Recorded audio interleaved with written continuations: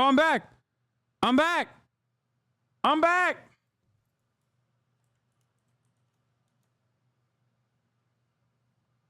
I'm back.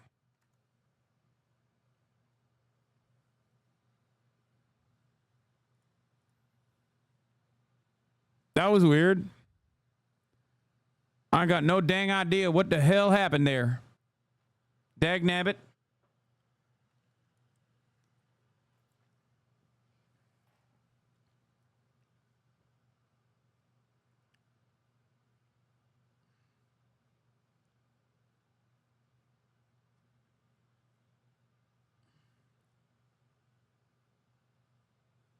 You can't silence a true you can't silence a true patriot.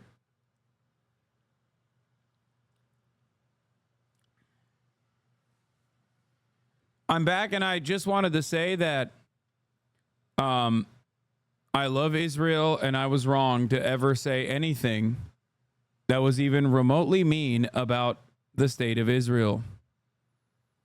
I was wrong. Israel has a right to defend itself. The International Criminal Court should have exclusively prosecuted the Hamas criminal terrorists. Lindsey Graham is certainly not a gay man. Okay, you understand me?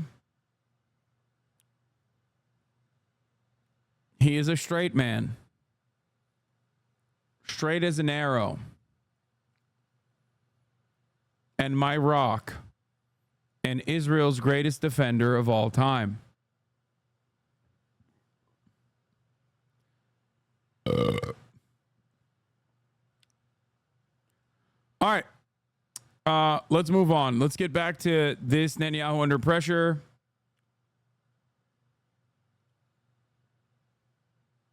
And then, dude, there's so much news today. It's fucking crazy.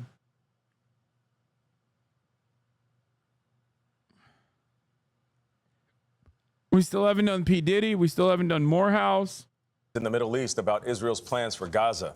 Prime Minister Benjamin Netanyahu is under pressure from the U.S. and members of his own cabinet to explain what will happen after the war against Hamas that has flattened much of the territory.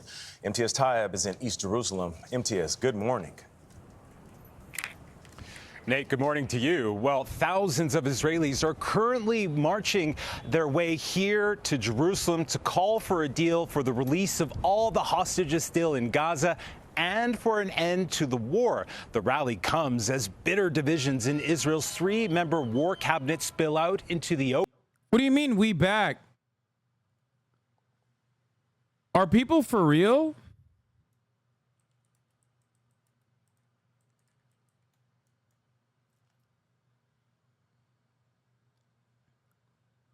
Dude, I swear to God, you went down like I go down at the top of the hour ad. I don't even want to, like, I mean, I'm going to run the top of the hour ad break right now regardless, but like, I went from almost 30K.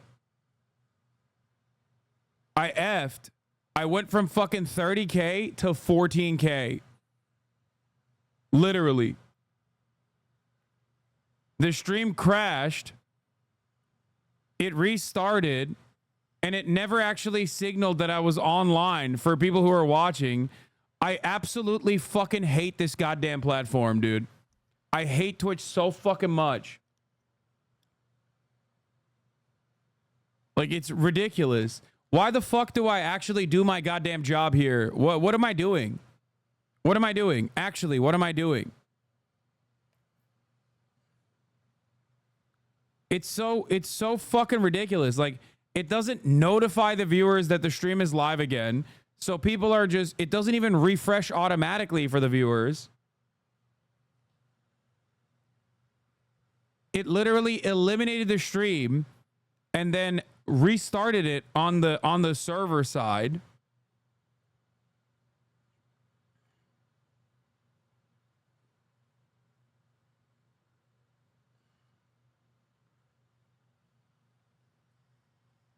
I fucking hate this shit so much. Oh, it's most likely not even fucking Twitch's. The parts that I'm annoyed with respect to Twitch is that it doesn't have a better process of like when stream goes offline like this.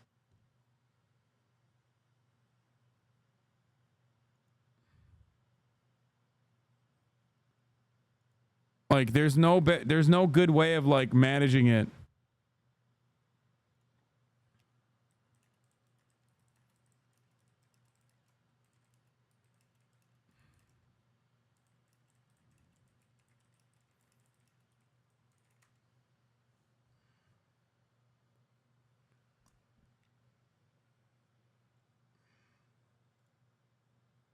Multi-millionaire issues, I'd hate to be you.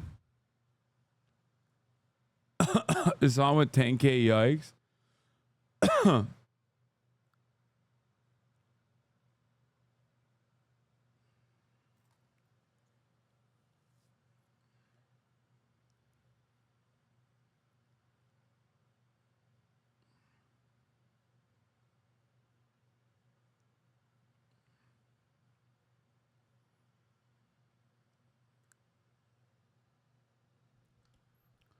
It's just that like when this kind of stuff happens, Twitch has no way of like keeping the stream going, and we'll just like hard cut it. And when the stream goes back on, it hard cuts it, restarts it, and it doesn't automatically refresh.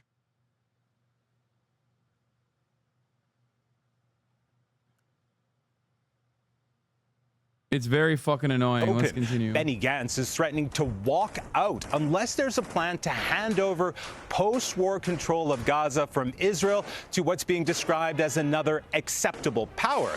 A plan Yoav Gallant, who's also part of the war cabinet, agrees with. Now, in response, Netanyahu defiantly insisted Israel will maintain open-ended security.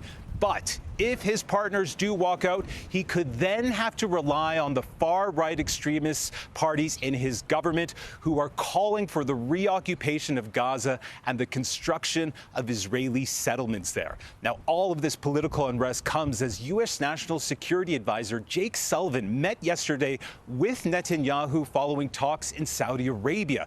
Sullivan urged Netanyahu to connect the future of Gaza to a, quote, political strategy, including the potential of a hugely consequential deal that would see the normalization between Saudi and Israel as part of a commitment to pursuing a two-state solution for Israel and the Palestinians, something the Biden administration says is key to lasting peace in the region. Now, further complicating things, we're learning this morning that the International Criminal Court in The Hague are seeking arrest warrants for Hamas leader and October 7th attack mastermind Yahya Sinwar, as well for Prime Minister Netanyahu, both on charges of war crimes and crimes against humanity. Gail. A lot of information there. Thank you very much, MTS Tayeb, reporting from East Jerusalem. Something very unusual is happening in Israel. Senior military officials have begun voicing criticism of Prime Minister Benjamin Netanyahu's conduct of the war in Gaza. Israeli media has been reporting on a weekend security meeting at which the Chief of Staff of the Israel Defense Forces, General Herzi Halevi, criticized Netanyahu's lack of a clear strategy, pointing out that the Israeli military had re-entered northern Gaza, an area it claimed to have cleared in January. He warned that unless there was a plan to set up some kind of What's your response to these rich kids out here acting like they have it tough in life? I don't know what you're referencing. This is incredibly fucking vague. Hamas government in these areas, the IDF would have to keep repeating these kinds of operations endlessly. Israel's defense minister, Yoav Gallant, has gone further, publicly criticizing the prime minister, pointing out that the day after Hamas will only be achieved by actors who replace Hamas, and declaring that he would not permit Israel to try to govern Gaza directly. The New York Times reported on others within the Israeli military making similar criticisms. As Anshel Pfeffer writes in Haaretz, these briefings to the press have been synchronized. Bro, the fact that they did not have a sustainable long-term plan when they entered the Gaza Strip, and it has only taken 8 months to finally be like, oh, what are we gonna do after we leave? Once again, in my opinion, shows that every single person involved in the war cabinet and every single general who is now chirping about the situation simply was operating with one singular genocidal interest. Is it effing again?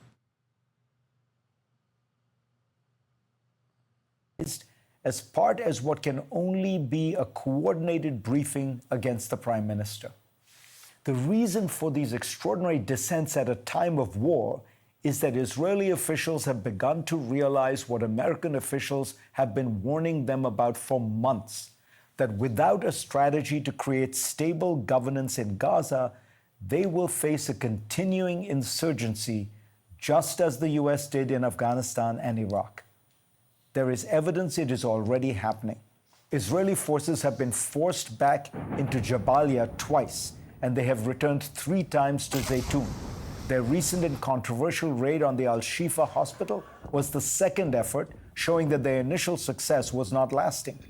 U.S. Secretary of State Antony Blinken noted last Sunday, we've seen in areas that Israel has cleared, in the north, even in Khan Yunis, Hamas coming back.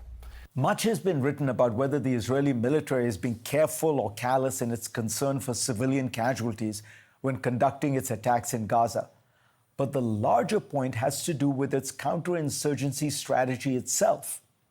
In America's only successful counterinsurgency campaign in recent memory, the surge in Iraq, its strategy was designed to protect the civilian population, isolate the insurgents, and then crush them.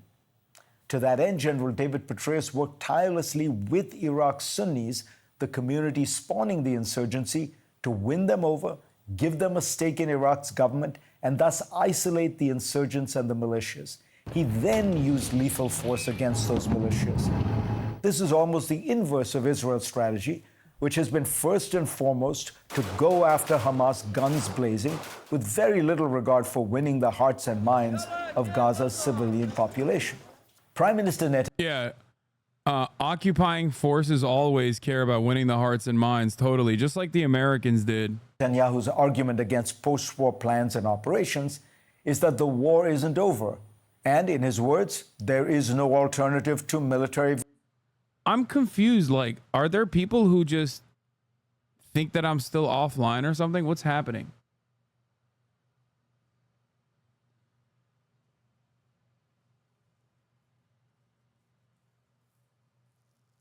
Like, what the fuck is going on?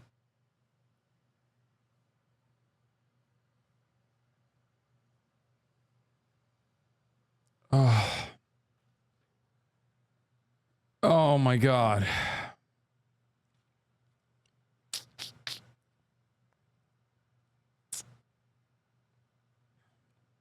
Victory.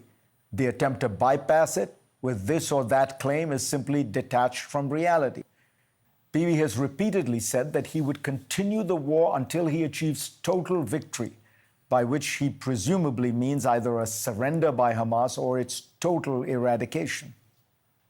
The Biden administration has from early on in the war believed that Bibi's strategy was flawed because there was no way to defeat Hamas militarily without a political strategy to isolate it and offer an alternative that had some credibility and legitimacy.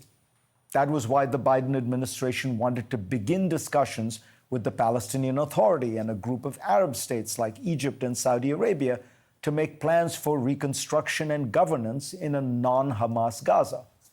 Netanyahu has refused to consider any such plans. Bibi Netanyahu refuses to talk about the post-war because he knows that his own post-war future is bleak. Many Israelis continue to hold him responsible for the policies that led to the October 7th attack. Were new elections to be called, he would likely lose office and then face an ongoing prosecution as well as potential inquiries about the failures that led to October 7th. All of this can be pushed off as long as he insists on a Hamas surrender, which he will not get, but which will keep the war going on indefinitely. It is a strategy not designed to secure Israel's future, but rather his own. Go to cnn.com/Fareed for a link to my Washington.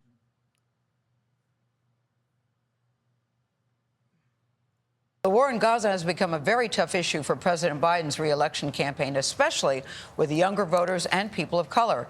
It was just one of the issues he spoke about yesterday to students at Morehouse. That's an historically black college in the battleground state of Georgia. Ed O'Keefe is at the White House with more on that part of the story. Ed, good morning. The campus was divided about President Biden coming there. I'm curious to see how it turned out. Good morning to you. Yeah. It was. Good morning to you. Good to see you. Both campaigns know, Gail, that victory likely depends on who can mobilize their base voters and get them to the polls. Black voters help get President Biden to the White House in 2020, and he's hoping they'll help him stay here.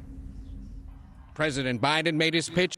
Yes, Morehouse is the historic black college where Samuel Jackson literally took hostages during the Civil Rights Movement with guns, where the armed student protesters took hostages. I think it was Morehouse, right?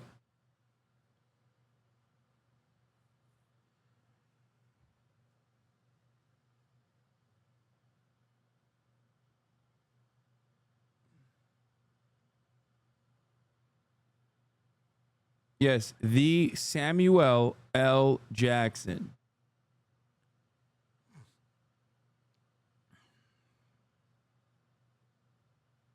No, man, not in a fucking movie. Like, in real life, he did that shit.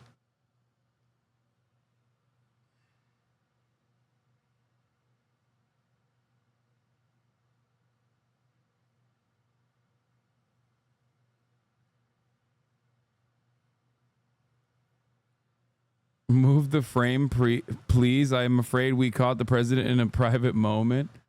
Samuel L. Jackson was expelled from Morehouse in the 60s for holding Martin Luther King Jr.'s father hostage. In 1969, actor Samuel L. Jackson was expelled from historically black Morehouse College for locking board members in a building for 2 days in protest of the school's curriculum and governance. Included in this group of people who were held hostage was Martin Luther King Jr.'s very own father, Martin Luther King Sr. In 1966, during the height of the Civil Rights Movement, Jackson enrolled at the historically black Morehouse College in Atlanta, the alma mater of Martin Luther King Jr. In 1968, when Martin Luther King Jr. was assassinated, King's body was brought to Atlanta, the Lion State at Spelman College, a historically black women's school adjacent to Morehouse.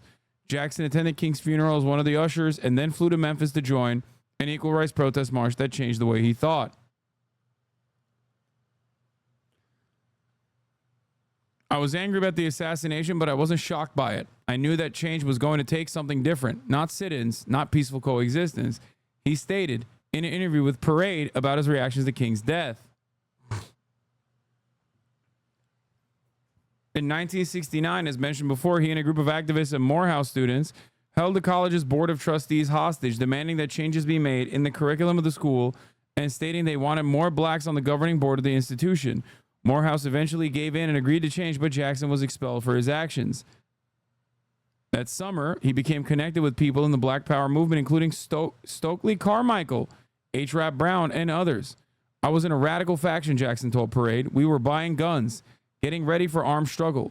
All of a sudden, he said proudly, I felt I had a voice. I was somebody. I'm from Atlanta and went to Morehouse and didn't know this? Wait, really? Yeah, it's pretty sick. I've covered it before. But then one day he added quietly, my mom showed up and put me on a plane to LA. She said, do not come back to Atlanta. The FBI had been to the house and told her that if I didn't get out of Atlanta, there was a good possibility I'd be dead within a year. She freaked out. Jackson stayed in LA working in social services for 2 years and applied to Morehouse and returning in January 1971 as a drama major.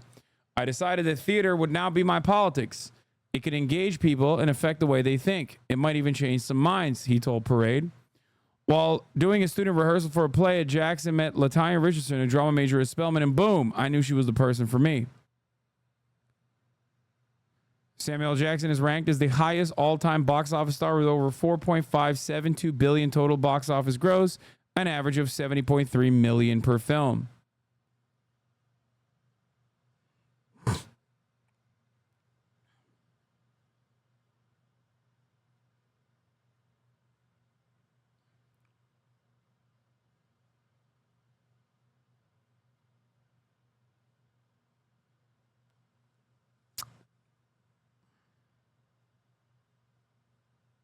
Yeah. Okay, Calm Down has done a lot of dog shit films too. Oh, shut the fuck up. Who cares? First of all, his history is awesome, and he's engaged in more radical acts of protest than any number of you motherfuckers. It's like virtually impossible to do this sort of thing now anyways, but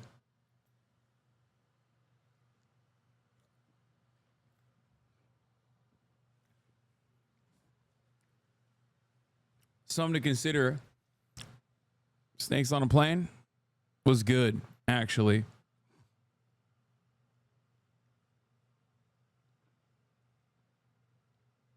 He said he will be in any film his childhood self would love, so he doesn't say no to silly but cool shit. I love that philosophy. Yeah.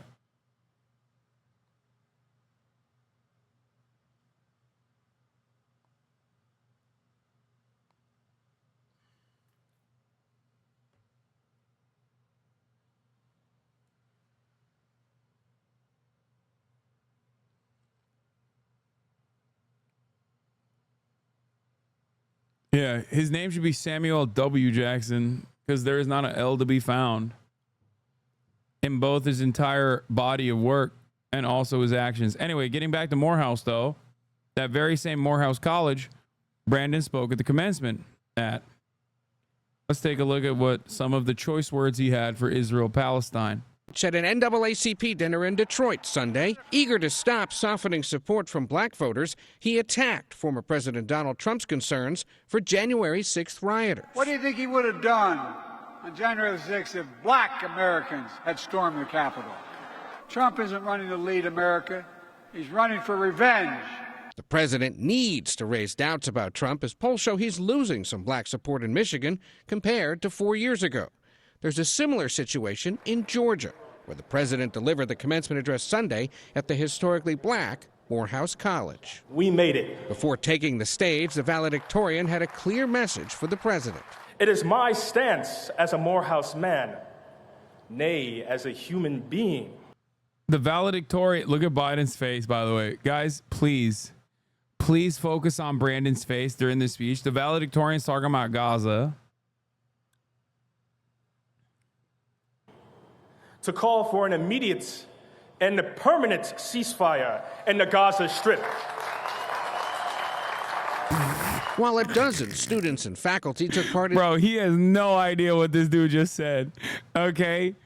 He just heard other people clapping and he went... "Ah!"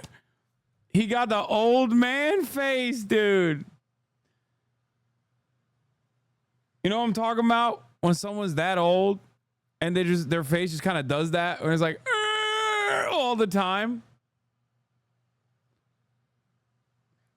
I can't believe that's our president, dude.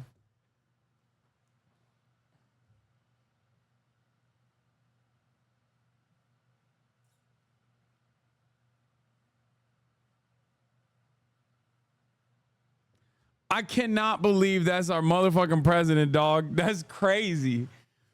Oh my God, this empire is coming to a close, okay?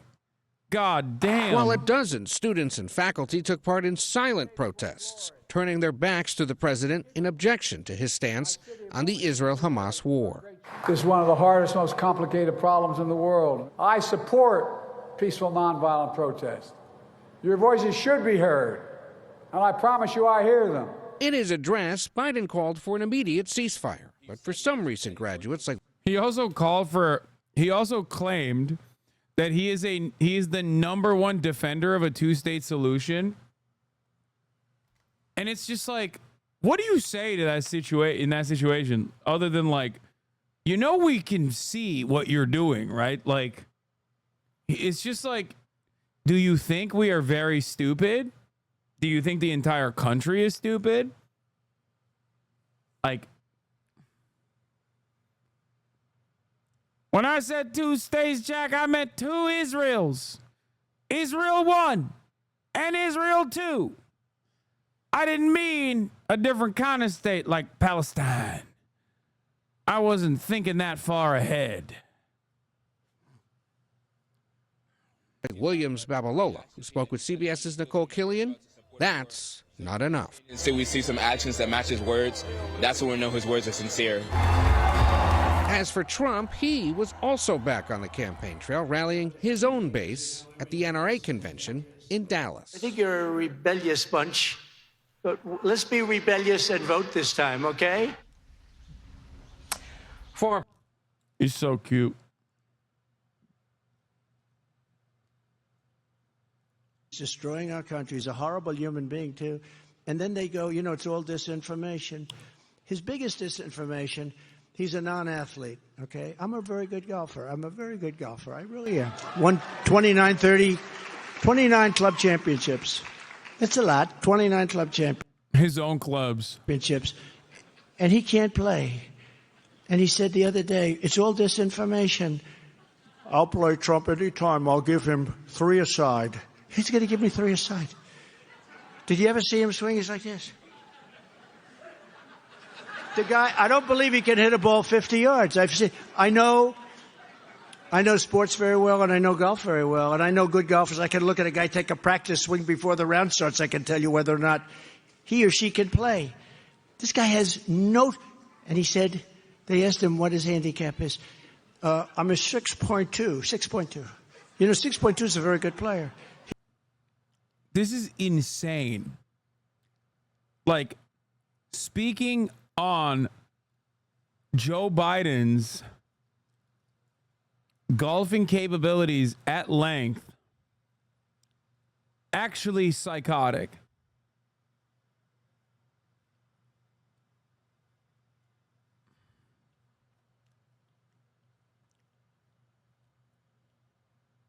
Why do you never cover the real news? Red Lobster's going bankrupt and you do not even discuss it? Are you not concerned with the crumbling of the West? They are coming for Applebee's and your jalapeno poppers. First they came for Red Lobster, but I did not speak out because seafood makes me vomit. Absolutely unreal. They are coming for your chicken next.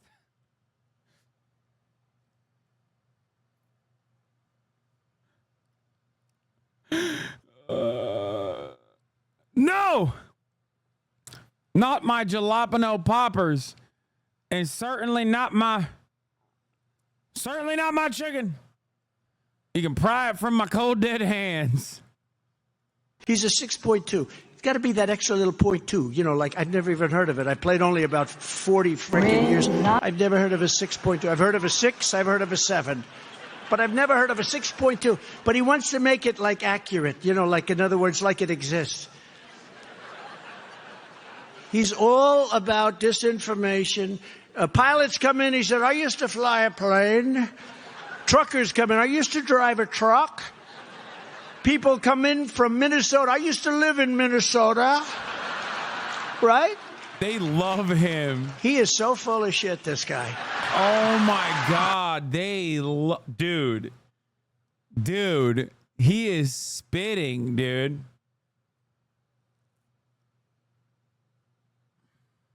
Terrible.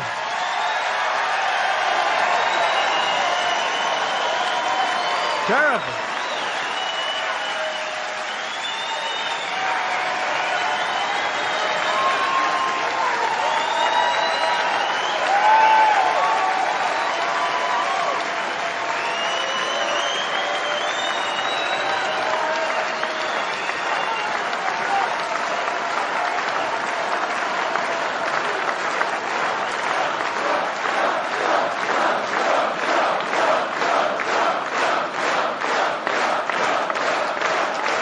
Thank you very much.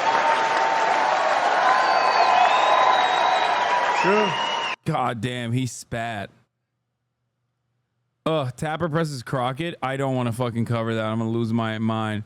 The latest CBS. Here are some results of Trump's excellent communication strategy of just basically fucking sitting idly by and watching Joseph Robinette Brandon absolutely fucking destroy himself. News poll in two key states, Arizona and Florida, shows that former President Trump is leading by 5 points in Arizona, 9 points in Florida. Chief election and campaign correspondent Robert Costa is with us. Bob, not good news for the Biden campaign. What does it tell us about the broader race?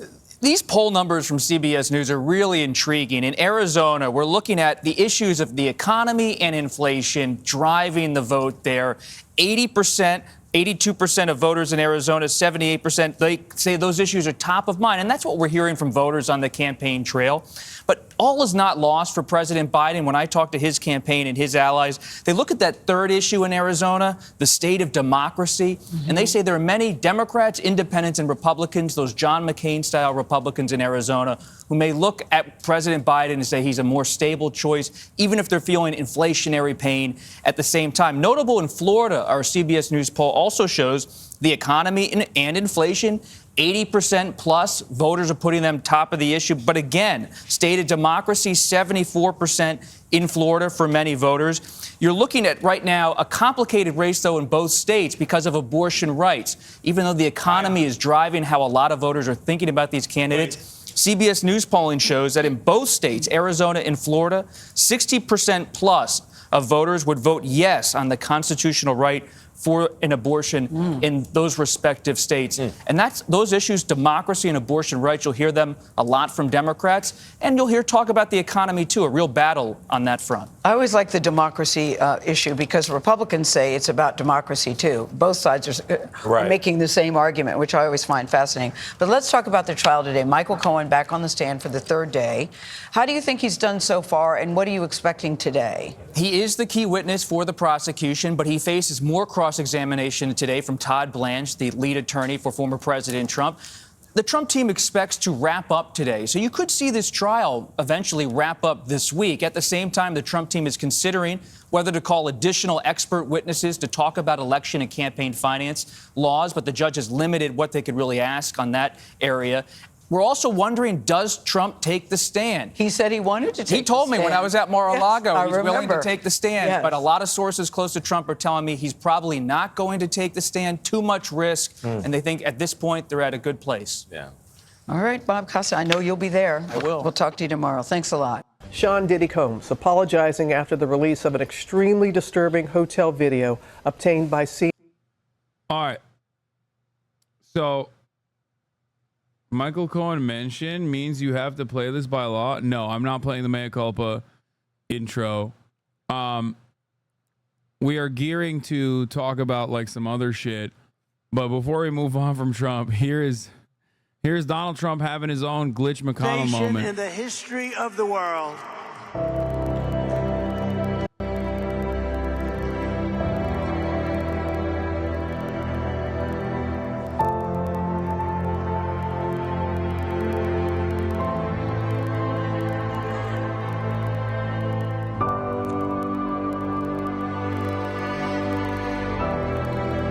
What is this music? It would have been funnier if they just like kept it silent. But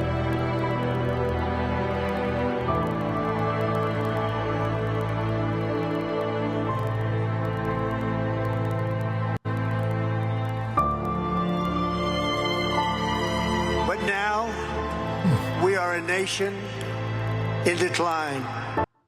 He was just pausing for a dramatic effect. You guys don't understand. He's cooking it, dude. He's killing it.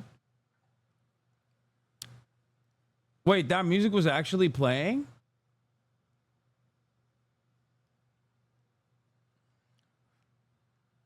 Oh, so he was, dude, he's so good.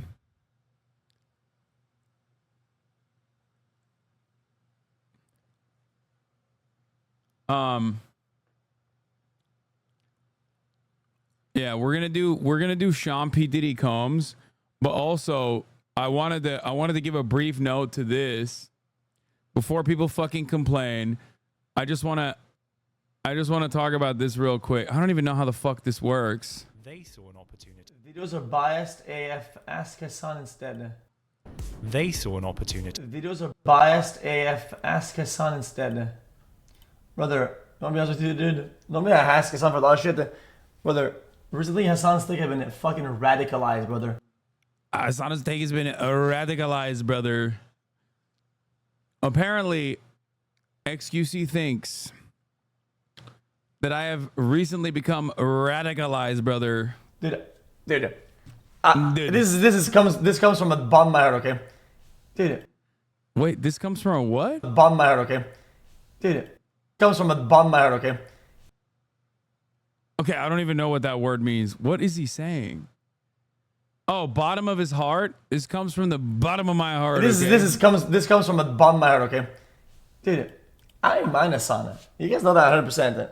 But recently, like, just his takes are like fundamentally radicalized. And I think it's just, I don't know, dude. Like, I'm not even like trying to preach to the choir, like trying to make some shit. Like, it's like this. I love that at least like more than half of his community is saying recently, because it's true. If you consider my current takes to be radical, then you just have never listened to my takes at all or have understood it.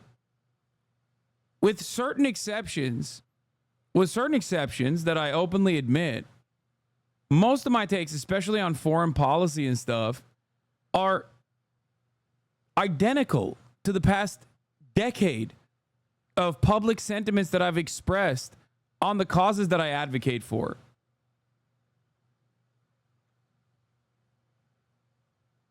They're showing they never watch you and just hate. Yeah.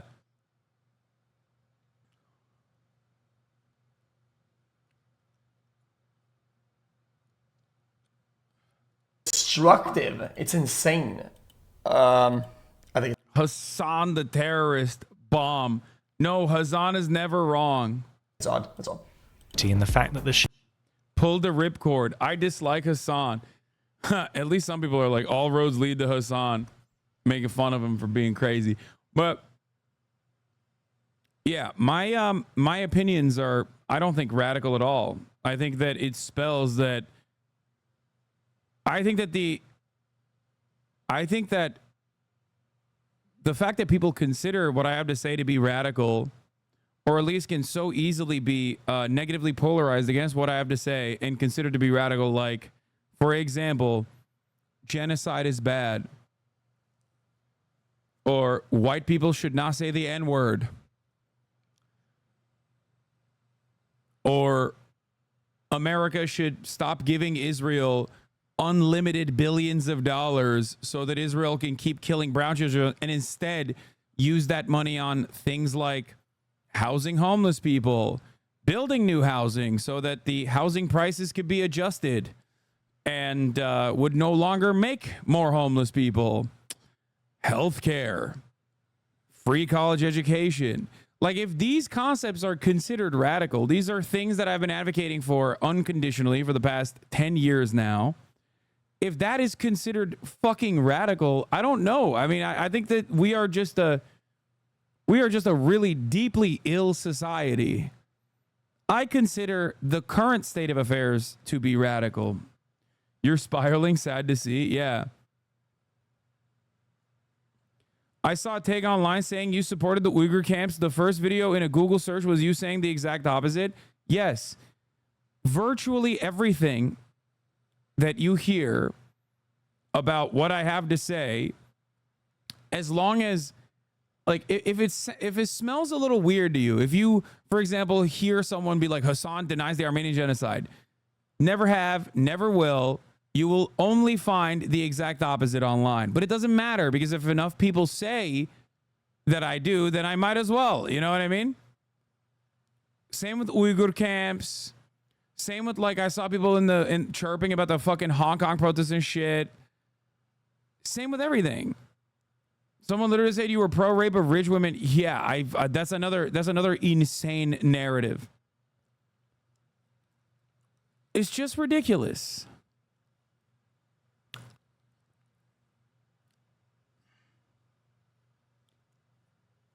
What is this? Okay. Well, last time I was like, oh yeah, the F word, blah, blah, blah. I said, if this is a scenario where you don't use it, because you're using it the way it's meant not to be used, such as, oh dude, this person is gay, or perceived as, I'm gonna use the F word. You still eat the rich? You said you were rich on today's the pod lol. Oh my God. Has your views on furs changed? No, brother. The shirt I was wearing said make the rich pay. Okay. It didn't say eat the rich. It said make the rich pay. And yes, I am. You can eat my dick. In that way. And then you call somebody the F word. You're using a slur in a hateful way. That's like always wrong, dude. How is that hard to understand? Yeah, no.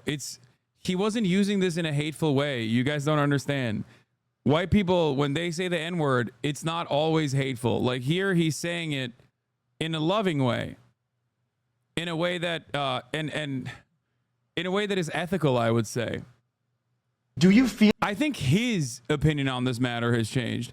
It is he whose opinion has changed over the course of the past couple of years, because the XQC that I knew, at least, thought that slurs were not allowed. Were not allowed at all.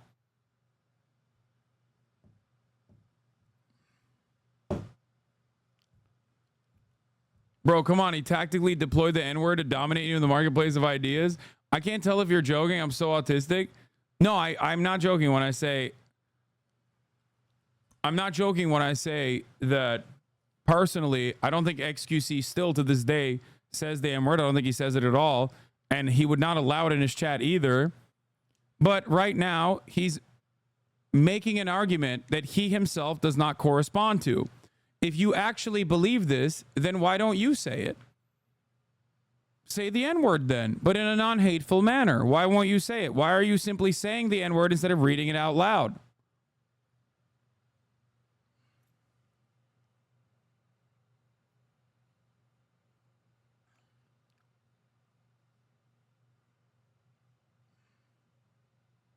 Feel like this is slur being used in a hateful way here?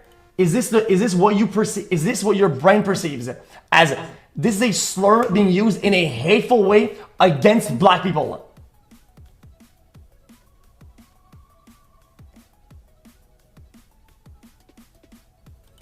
Okay.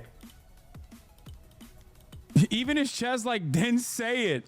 No, there is history behind the word. His entire community is like, no, don't say it. Didn't say it. Defend it. Interesting. Move on. What does it say it then? I just said it then. It's like trailer trash fucking behavior. It's like some fucking. This is like some degenerate behavior. Is it hateful? No. XQC. Why would I say it then? Like what does that prove? How does that prove anything? No, it's just degenerate and white trash, which is why he won't say it. He won't say it because it's just degenerate and white trash, but it's not hateful. Just say it then. If it's just degenerate, say it in a contextually appropriate manner. Anything yet? What the fuck are you talking about that? If you are going to play the DLC, what does that prove? That's such a bad argument. Yeah, if he truly believed what he's saying right now, instead of trying to do a very bad job of repeating what he heard from Divorcelli, he would openly be able to say it. Divorcelli openly says it. As a matter of fact, he's writing it right here. How does it prove anything yet? You skipped. It is wild that. Also, yeah, white trash would be a slur too, but that's a different point. His take 2 years ago. Stop saying slurs and stop making apologies for your fucking creators. We used to do a lot of things in the past. We don't live there anymore. No one's being soft. You are being dumb. Holy. That is the XQC that I remember, but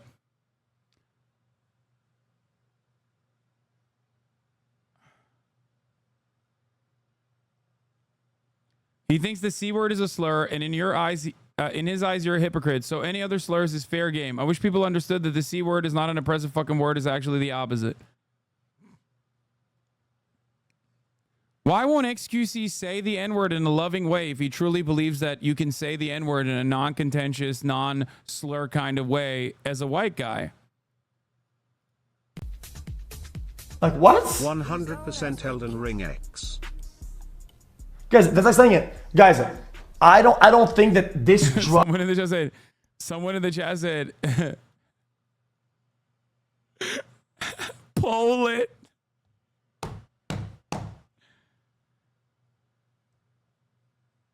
Yeah. This is what doing a D-boy does to your brain. No, that's all it is. Look, a lot of people get caught up in this stuff. They have their favorite content creators. They have content creators that they trust and listen to. And I think as content creators, we have a lot of responsibility and a lot of influence, even over other content creators. And that is precisely the reason why you mustn't say it. A reality that this XQC knew, okay? But this XQC now is saying an entirely different thing because he's a little bit lost in the sauce. Repeating the talking points in a manner that is so ridiculous that even his community understands it's fucking ridiculous.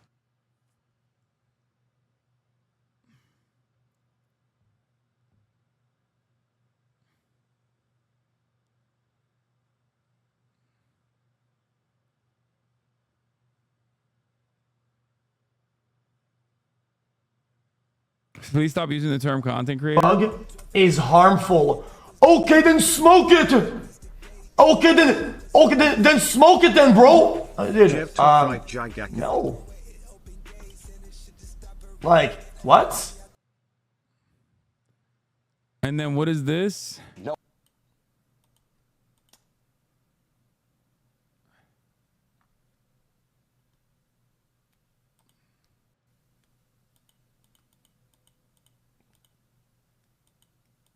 Okay, well, I can't.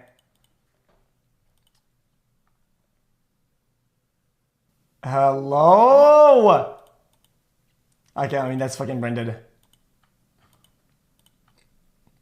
Defended, dude. Yeah, I mean, rent is due, man. Engagement must be running at a all-time low for Mr. Bonner. Oh, dude, it's just rent is due, bro. He's just... Rent is due. That's why he's saying he's a racist, and that's why he doesn't need the pass, because he's being edgy. But hey, remember, guys, when I described to you the etymology of the term cracker and why it doesn't hold the same historic weight and is obviously, therefore, not even in the same fucking field, the same category as, like, saying the N-word as a white guy, I'm actually a historic racist. I'm actually unimaginably racist and also a radical. Someone who has radicalized over the course of the past couple of years, according to this fucking guy, which is weird, especially when considering the fact that I have also maintained that position consistently over the course of many, many years as well.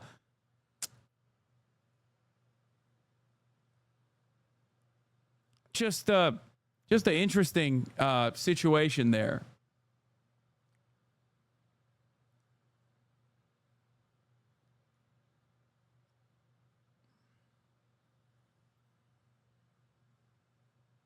Why is the debate in 2024? Because this is a space with a lot of fucking kids, a lot of white kids especially. And there is one unifying principle for a lot of young white kids who don't put a lot of thought or effort into the words that they're saying, and they just want to be anonymously edgy. Most normies see the C word as an anti-Asian slur. I hate how terminally online this discourse is. Yeah.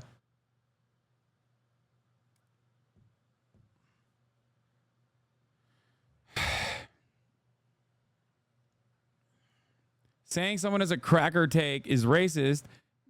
Divorcelli calling me the N-word and saying he's racist, not racist. At a certain point, people have to understand that a lot of this simply comes down to vibes, simply comes down to who you find to be a good ally to whatever your cause is. But isn't even saying the C word in normal circumstances is socially radioactive?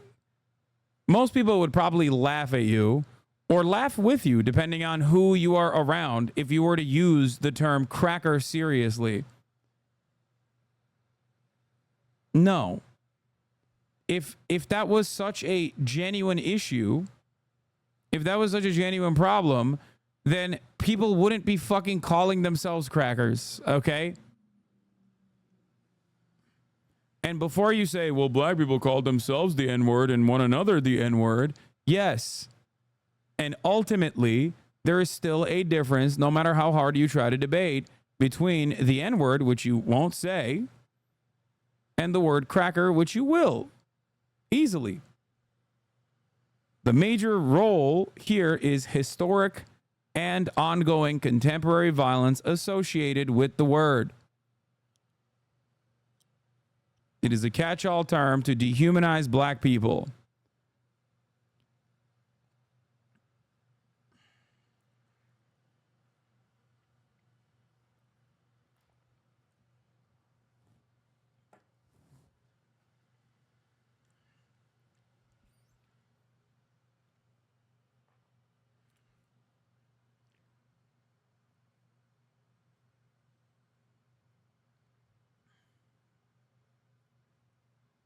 Anyway.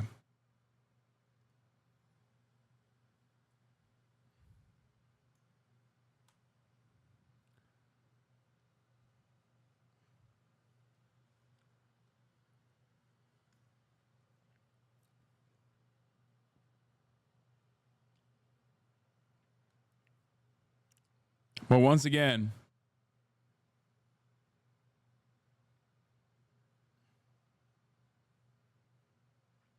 what's the goal with the term C word then?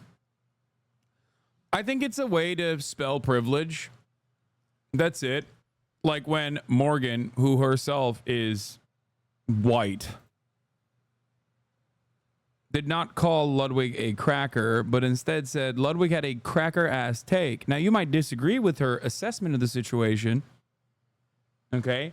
But when she said Ludwig had a cracker-ass take, she could have just as easily, instead of using the term, the reason why it's censored in the chat is because Twitch will, people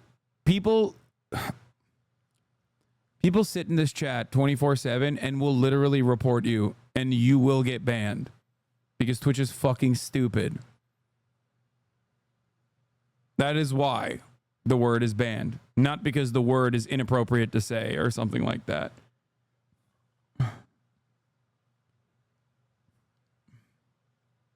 But in any case,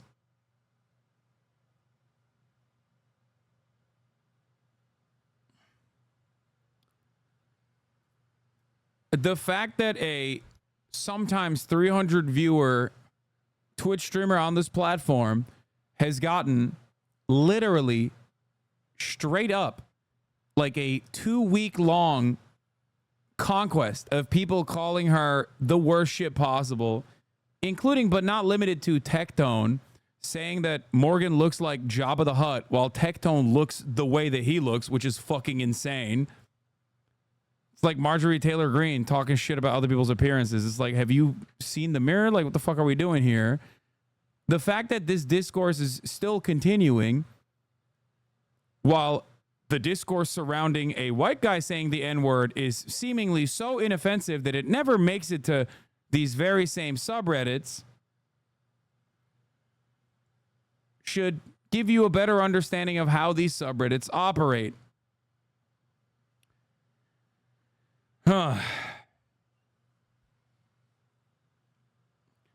But ultimately, I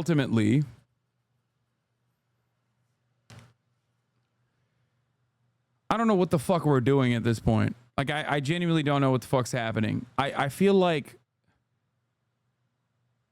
I feel like we've all collectively lost our minds a little bit. And we need to genuinely scale it back as a community. I'm saying this as like Twitch streamers in general. Okay? The fuck's going on? We're literally we're spending weeks on end at this point shitting on a much smaller content creator for saying Ludwig had a cracker ass take. A statement that Ludwig was not offended by. Like, other people are offended on behalf of Ludwig.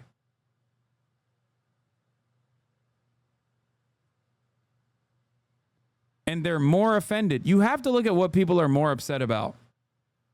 Okay? At a certain point, you have to look at what people are upset about. And like I said, in this entire timeline, everyone has spent getting their licks in talking about how racist the term cracker actually is, while simultaneously defending another white streamer literally saying the N-word. Not saying that Tectone has, not saying that Asmongold has. Only XQC is the one streamer that has defended and minimized the damage, I guess, by saying, oh, it's just him being white trash. And yet,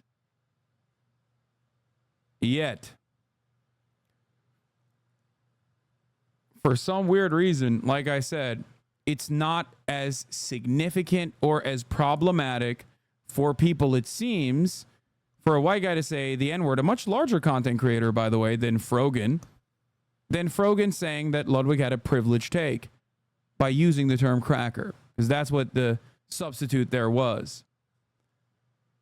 Going after Frogan this hard is crazy.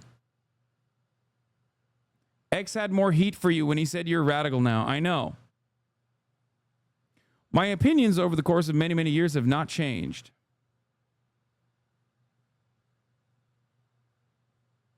If you consider me to be a radical now, but you were once a fan or a friend, you should reconsider what has changed in your heart, in your mind. That subreddit where XQ's take was posted is filled to the brim with people that are just, I don't know, making assertions about what I truly believe and what I must believe and how fucking racist I am. What's missing from the conversation is actually what my genuine perspective is.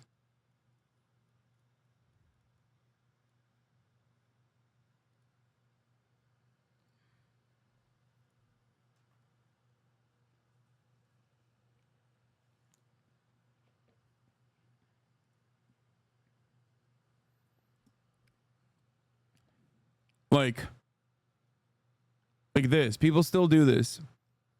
This is why I say Reddit is so easy to brigade. But you are racist to a certain point. Wouldn't you agree? Wait, what? No. They'll just say because it isn't targeted at a black person, they've been saying it all week and you don't directly address it. Yeah, that's fucking ridiculous. That is a ridiculous argument. Oh, if it's not being targeted directly at a black person, or if the F slur is not being targeted directly at a gay person, or the R word is not being targeted directly at a person with an open disability, okay, that doesn't change its application. That doesn't change its use. There's precisely a reason why these very same content creators won't say the N word, won't say the F slur. Some of them do say the R word, okay? And that's it. They'll defend the principle, but they won't say it. And that is because they understand that it gives permission to other people to say it as well. It actually changes the dynamic. It changes your audience and the way that they perceive it, because you have a lot of influence on this matter. Also, it doesn't even matter because, like, yeah, Divorcelli has also personally called himself a racist anyway, which I do agree. I think he is. How were you on Twitch in 2009? Holy shit. Yeah.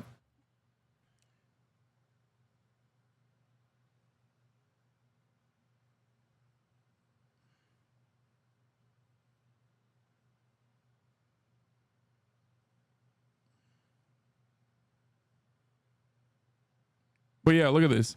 I think his opinions were fine and dandy when discussing U.S. politics, but the war on Ukraine and the whole conflict in Israel-Palestine, as well as the support for the Houthis, really showed how depraved his politics are. At least that was my personal experience. What was his stance on Ukraine? Seems like he raised $200K for Ukraine. Why are people saying he's pro-Putin? Minus 15 points. Upvote 34 points. Quotes, I remember the top of my head are, Hitler wasn't bad for invading Austria and annexing Russia. Russia annexing Crimea is completely justified. Crimea is Russian. Might is right. Who's going to stop Russia? I said, Hitler invading Austria, okay, would not make it to the fucking top 10 list of the worst things Hitler did. If you were to say Hitler invading Austria is the worst thing that he did, that was my full quote, you would be literally minimizing the Holocaust.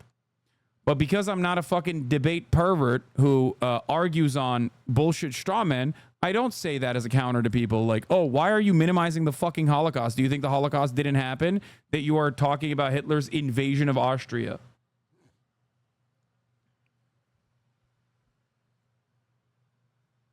Which, you know, some people would probably consider that historically inaccurate as well, when there's enough willing participants of said invasion.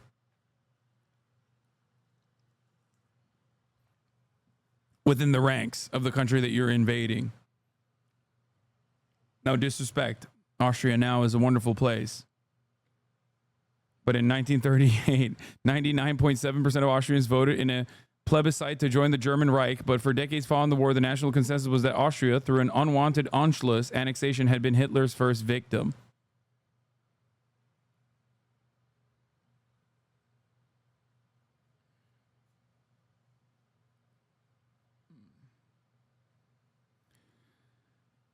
Yeah, invading Austria was not why people think Hitler was bad. LeMaffeo, get a grip. He was basically parroting, and then he moves the needle. He says, he moves the goalpost, basically parroting Russian propaganda for the first weeks of the invasion, and even a little bit before it. What Russian propaganda? Show support for the Houthis. He specifically didn't do this. Y'all do not understand how actual thought longer than one sentence works, huh?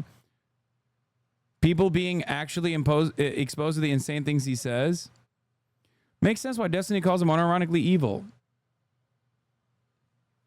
Because his radical brand of politics just causes more division, extremism, violence, exactly like the alt-right. The person that he's defending in this thread has literally said that white supremacists, verbatim, white supremacists should mow down Black Lives Matter protesters. The person he is defending here has literally agreed with Ben Shapiro on most things and is also an open genocide defender. An open genocide supporter. He also hangs out with literal white supremacists, like Lawrence Southern. He has invited literal white supremacists not to debate them, like Sam Hyde. He has also eaten chicken and waffles with literal white supremacists like Nicholas Fuentes. That's it. That's the problem here. You agree with him and you disagree with me. But you still want to maintain the position that you yourself are somehow progressive or a liberal. Until, of course, your favorite content creator turns around and no longer wants to adopt the moniker of a liberal, in which case you will openly say you are whatever the fuck he says he is. That's it. That's it.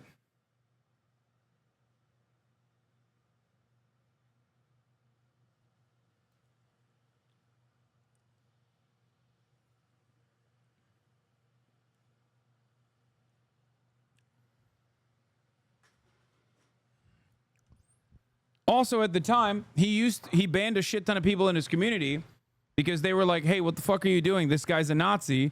And he said he wasn't a Nazi, but instead a Christian nationalist. Because at the time, he had a strategic partnership with him. You know?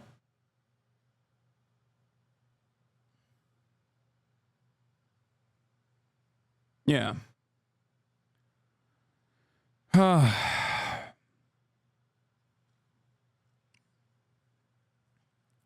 Wasn't a fan of the early pre-Ukraine coverage, to be honest, but I'm not this brain broken. Yeah, there's also another healthy thing that you can do, which is disagree with a content creator without making it your fucking life's mission to join a community that is like cyber stalking him at any given moment, including right now. Yeah, then he got Nick on No Jumper and made him bigger than himself.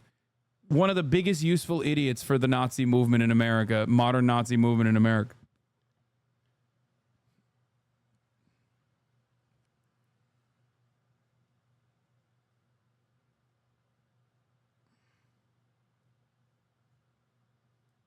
It's so funny because on X's Reddit, someone made a post calling you a tanky, and I know damn well X in his community don't know what that means. That Florida water is crazy. Yeah.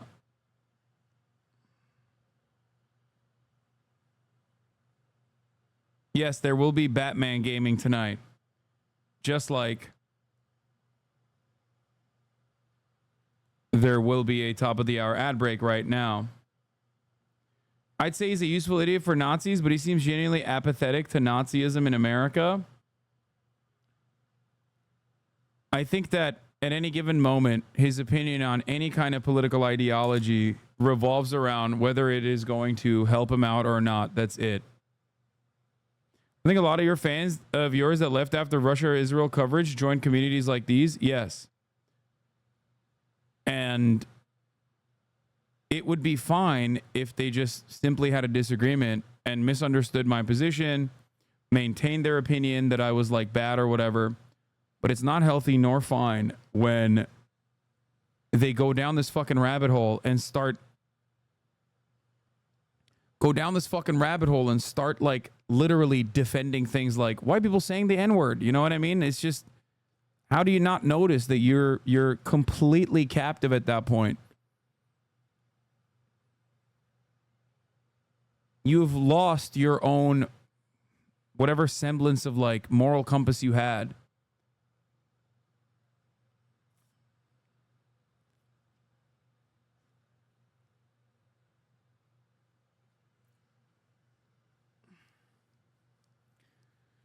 Oh, sad state of affairs. Yes, I will be. I will be playing Batman.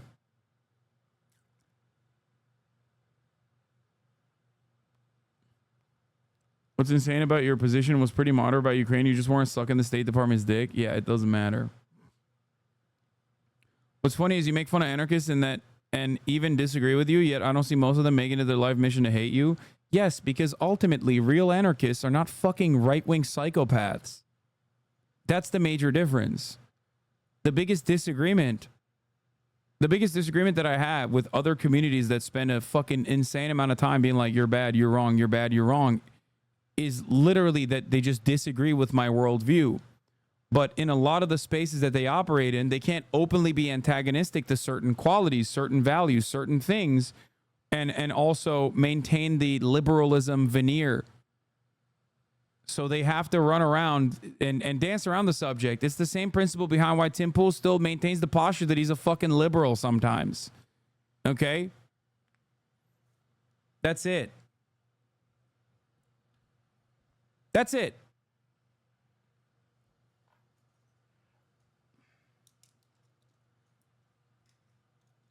Recently, after the cheeseball drama, he started complaining that you talk about him too much. Then if you stop bringing it up, everyone would just move on, neglecting to mention that you ignored him completely up till 6 months ago when he has been nonstop shitting on you for over 4 years now. Good. That means it's probably getting to him that I'm fucking... That every time I mention him, more people find out how much of a fucking toxic freak he is. And that's probably starting to hurt his feelings. Not realizing that for the past 4 years, the reason why I didn't fucking do anything was because I thought it was unproductive and ridiculous. Now that I have mentioned it, he's like actually fucking losing his mind a little bit.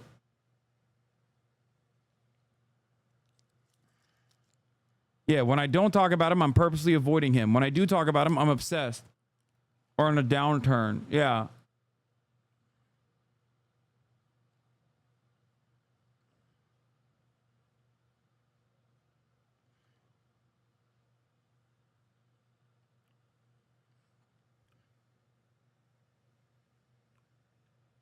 Anyway.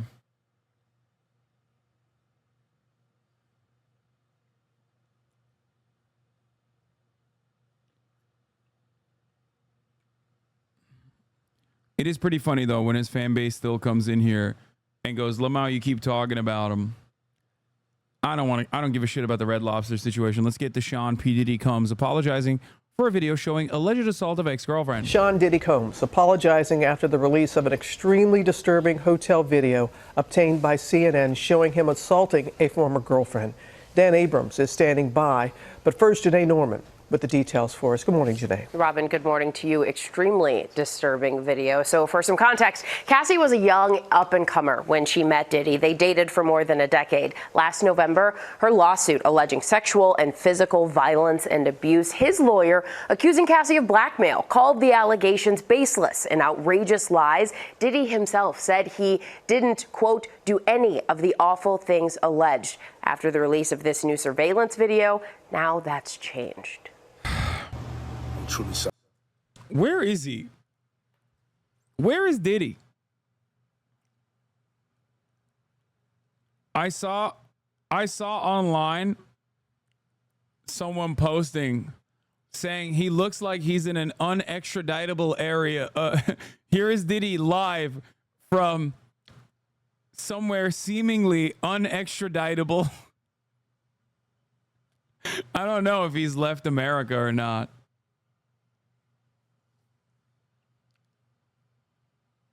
Sorry. This morning, music mogul Sean Diddy Combs is apologizing after the release of disturbing surveillance video appearing to show him physically attacking his then girlfriend, singer Cassie, at a Los Angeles hotel back in 2016. I hit rock bottom, but I make no excuses. My behavior on that video is inexcusable. I take full responsibility for my actions in that video. In the footage exclusively obtained by CNN, the rapper and producer is seen with just a towel on, running after Cassandra Ventura, throwing her to the ground and kicking her twice before dragging her down to the hallway. The incident matching one of the allegations detailed in the civil lawsuit Ventura filed against Combs last November, stating that later he grabbed at her and then took glass vases in the hallway and threw them at her, causing glass to crash around them as she ran to the elevator to escape. Combs settling that lawsuit the day after it was filed, but denying. In terms of apology videos, it could be a lot worse. Do we have the full one? Let's watch the full one. Let me just say something, okay? If I don't see a motherfucking ukulele nowadays, the apology is not intact. I need to see more. I need to see singing. I need to see a ukulele. I need to see musical, like a musical thing going on.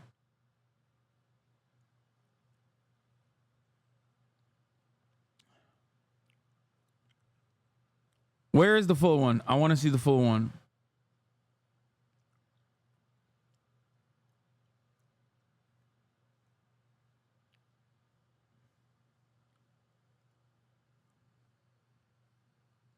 It's so difficult to reflect on the darkest times in your life.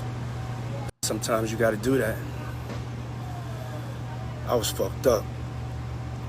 I hit rock bottom. But I make no excuses. My behavior on that video is inexcusable. I take full responsibility for my actions in that video. I'm disgusted. I was disgusted then when I did it. I'm disgusted now. I don't think you were disgusted when you did it because you didn't go, oh my God, I should go to therapy. I am a fucking monster. You instead went, how will I save myself? How will I protect myself while still beating the shit out of my girlfriend at the time? That is precisely the reason why the tapes were hidden. You didn't go to therapy. You instead continued beating the shit out of your girlfriend. Also, where the fuck is the ukulele?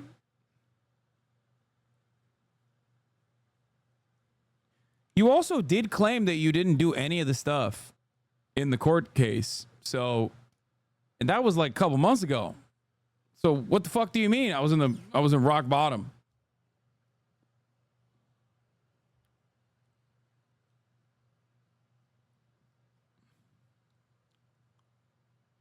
I went and I sought out professional help. I had to go into therapy, and go into rehab. Had to ask God for his mercy and grace.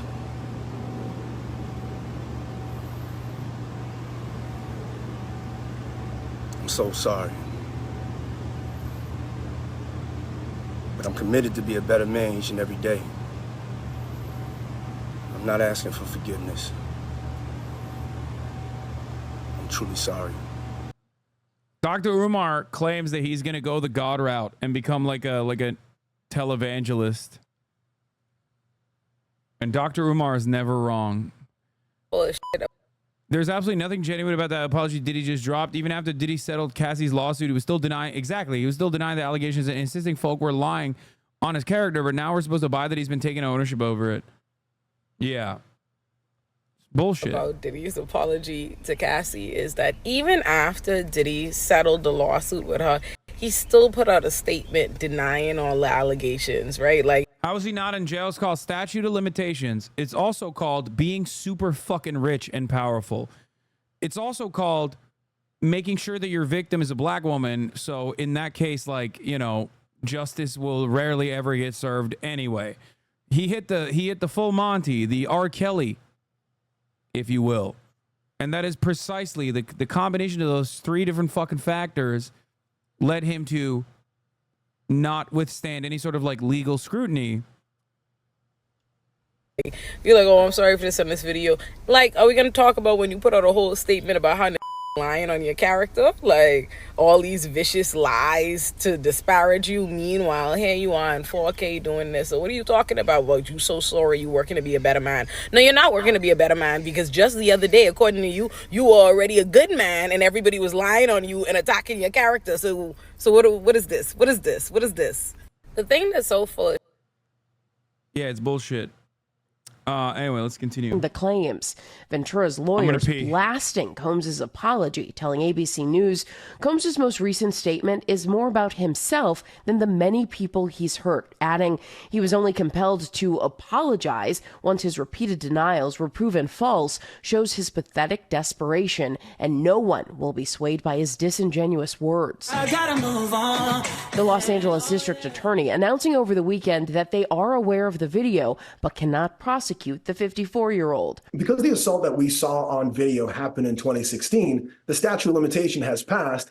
While Sean Combs can't face any state charges for what we saw in that video, a federal prosecutor could use it in a potential RICO charge or human trafficking charge. After winning the reality show I Want to Work for Diddy, Susie Siegel worked as Combs' assistant from 2008 to 2009 while he and Cassie were together. She says she saw no red flags, but isn't surprised after watching the video. And I had never seen him exhibit any behavior that would ever let me know that he was doing that.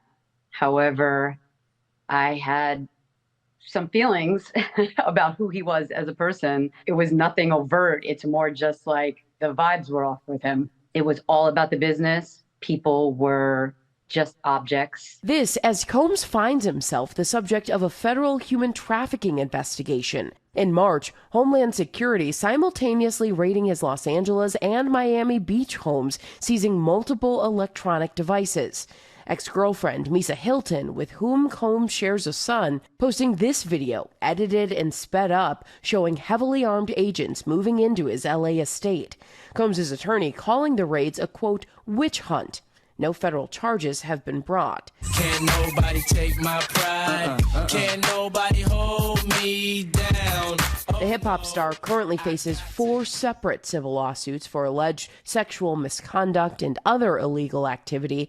He's denied all the claims made against him, but now says he sought professional help by entering therapy and going to rehab. I'm committed to be a better man each and every day.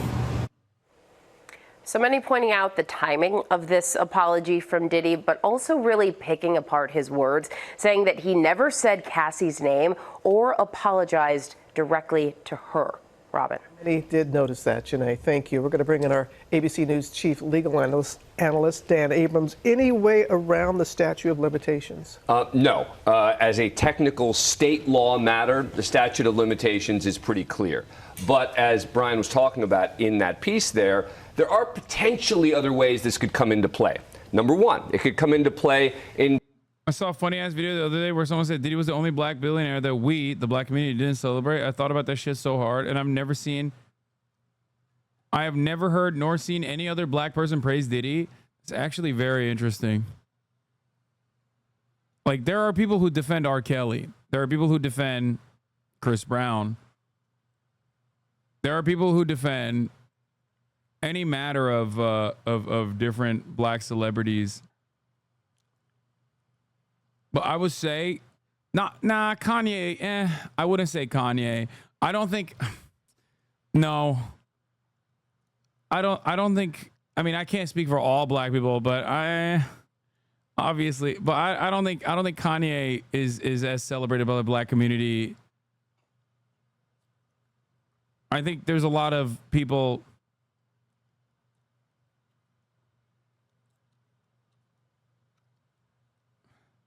Kanye is definitely more controversial, I would say. Not as. You can't speak for any black people. Yeah, I'm talking about my friends and the people that I know in general. I feel like a lot of people that defend Kanye now are white. Maybe I'm wrong though. Yeah, I am white after all. But I do think that like after the Nazi stuff, like a lot of the Nazi Adolf Hitler shit,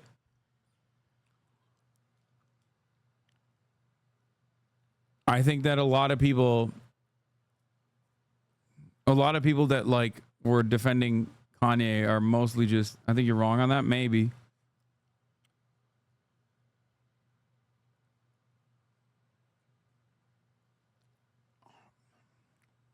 But ultimately, I have actually never seen an open out and about Diddy defender in the wild, like even long before this.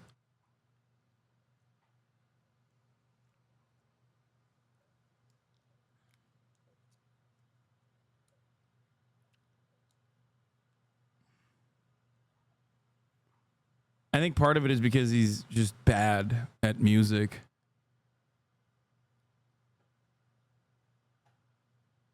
FD Signifier made a video about Kanye that said he's respected, but now it's just awkward. Hasan being white is his biggest blind spot, shaking my head. My dad won't stop defending Diddy and the fucking Fat Albert guy. Black conservatives love Kanye. Your dad defends Bill Cosby? What the fuck? Actually, I have seen that too, a little bit.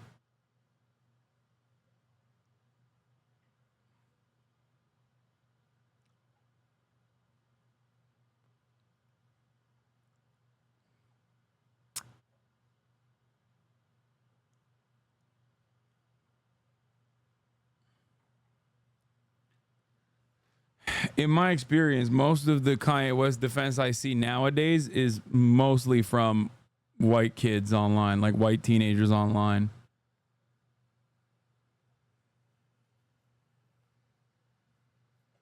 But I could be wrong. However, I've never seen anybody defend Diddy. That is actually true. In terms of other possible federal crimes. Number two, I think it is going to come into play psychologically for the investigators. Meaning, if you're talking about any sort of close case or close... Oh, yeah, the uncle take is they targeted Cosby because he was about to buy NBC. Yeah, that's the unk take. Yes. The unk take was that they're coming after like a black institution. That I remember that, yes. But once again, no such thing has ever been said for Diddy. Call, they're going to go for it as a result of this. And finally, if he is convicted of anything, they could certainly use it in sentencing. Meaning if he was convicted in a federal crime, sentencing evaluates the totality of someone, right? So they could certainly use that at another point. Some people are asking, what about the hotel? Yeah, you know, it's a good question, right? Is the hotel responsible anyway? They didn't report it. That's right. There is no criminal obligation to report a crime, right? If you see someone get killed, you're not obligated to report that someone got killed. But there certainly could have been civil liability, meaning if it's true that the hotel was paid $50,000 for that video, they certainly could be sued over that. But again, you have a statute of limitations problem now with regard to a possible civil lawsuit. Civil statute of limitations are often shorter than criminal ones. And now the current ownership says, hey, we don't own that hotel. That's not our hotel. So you have all sorts of layers here with regard to the hotel, but it's an interesting point. You mentioned the possible federal crimes. What impact there? I think both investigative and in terms of sentencing, right? Investigative in terms of possible crimes to lump it into if they have other evidence, right? That's still a big if. We don't know what they have. All we know is that they raided the home, that it was Homeland Security, but in just the fact that they went into the home tells you that they have something on the federal level. Is it? Bro, my Hotep uncle defended Kyrie and Ye, but yeah, the only ones who defend them and Cosby are black conspiracy theorists. Okay, but like, have you seen the way Kyrie dribbles the ball? I'm just saying, because I'm a little bit like your Hotep uncle in the way that I'm about to defend Kyrie Irving. Dude, TikTok is fucked me up, dude. He's balling. Kyrie is fucking balling, dude. He really is. I'm just saying, dude, his handles are stupid. Okay? If all I'm going to say is this. Mavs in 6? No. All I'm going to say is this, okay? It made me start questioning the efficacy of vaccines. I've been watching a lot of TikToks in slow motion of him balling, and every time he shows up on my timeline, I immediately drop everything and drive to the fucking basketball courts and do like handling drills. And it has started to make me question whether the earth is truly a globe, a sphere, or not. It's just, I admire excellence, okay?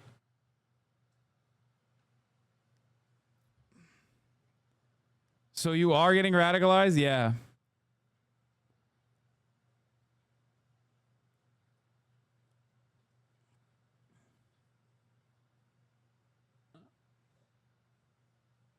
Ball is life, but earth is not ball. Thank you. That's what I'm saying. Kyrie handles prove Fauci wrong. See, and then I come back to reality because I think of Travis Kelce versus Aaron Rodgers, right? Aaron Rodgers, anti-vaxxer, didn't get the vaccine, immediately fucking took an L. Okay? Busted. Can't play football. All he does is yap. Basically, functionally, he does the same thing that I do now. Like, he's in my world. You know what I mean? Like, I'm doing as much quarterbacking as Aaron Rodgers is at this point, right? And he's an anti-vaxxer. So then that kind of brings me back to reality about the vaccine situation. But then I see Kyrie Irving, slow motion, demonstrating excellence, poetry in motion, the ball handling. I've never seen ball handling like this. I've never seen such a beautiful shot. It's just like, and then I start thinking maybe vaccines are bad again. And then, of course, as you guys know, I strap on the Kyrie Irving anti-vaxxer 7s that I have, that I bought multiple different versions of at the time because I know that they were going to get discontinued, even though they're fucking phenomenal basketball shoes. One of which I gave to Nicewig, as a matter of fact.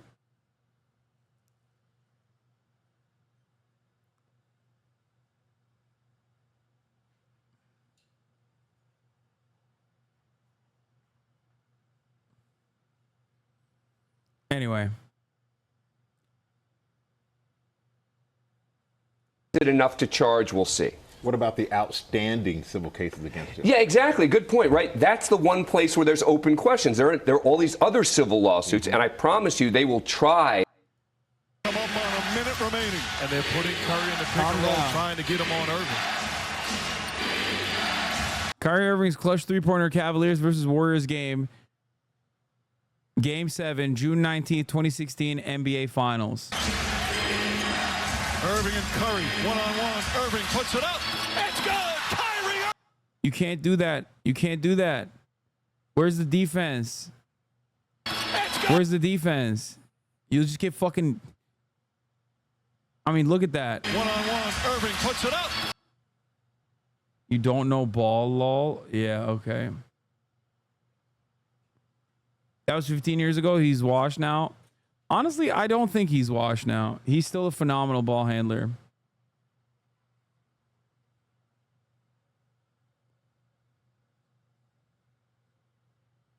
His disco stats are intellect 1, motorics 9. It's good. Kyrie Irving from downtown. Fourth quarter for Cleveland. The only defense Curry knows against low-income zoning near his home. No.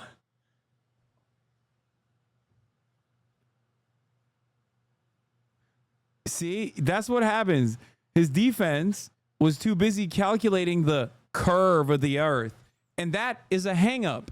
Okay. When you have to carry that dumb bullshit your whole life, you're probably too busy thinking like, how does the ball bounce back up to my hand if the world is actually fucking spherical?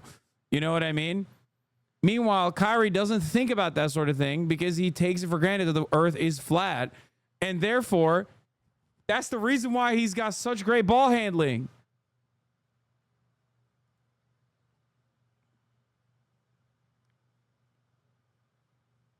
Anyway. Thank you.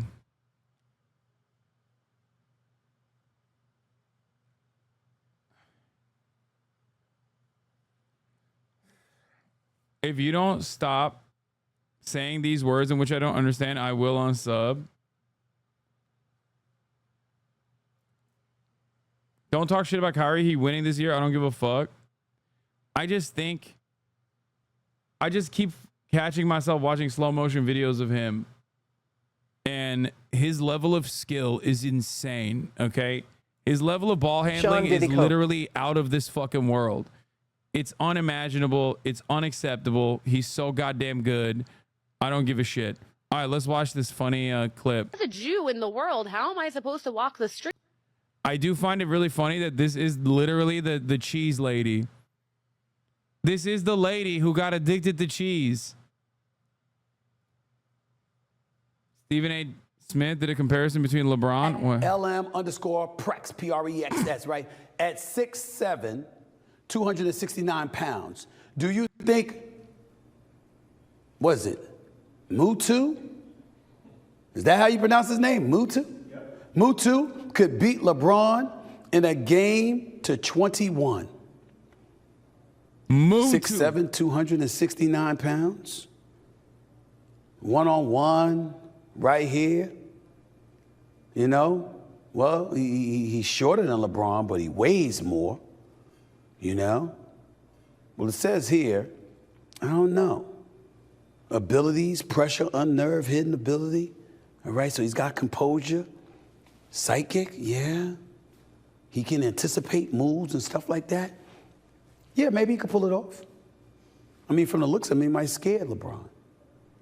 LeBron might want to shoot nothing but jump shots. Might not want to come near him. That could be a problem. And that long tail, you never know. Might strip him. Yeah, I could say that. It's a miracle. I'm not saying it definitely would happen, but it's possible. It's possible.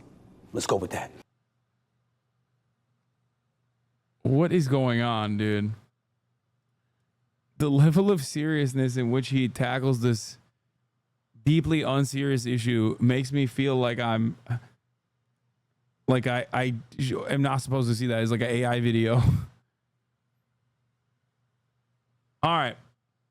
Let's watch this lady who is personally was defending Israel so hard she relapsed on her cheese addiction. As a Jew in the world, how am I supposed to walk the street? Hey everybody, New York Jew here. And today I'm going to teach you how to walk the streets of New York, okay? Because, you know... Another classic example of another guy that I just assumed was Italian this entire time. This guy's that famous cop guy, like fake cop. He's like a comedian in New York. I literally thought he was Italian or maybe Polish. Okay. Like but like not Jewish Polish. You know what I mean? Polish people are Jews too. That's true. He's just like, it's like him, Michael Rappaport, like all these people that I've like my entire life have assumed are Italian. Anyway, maybe he's Italian Jew. You don't know.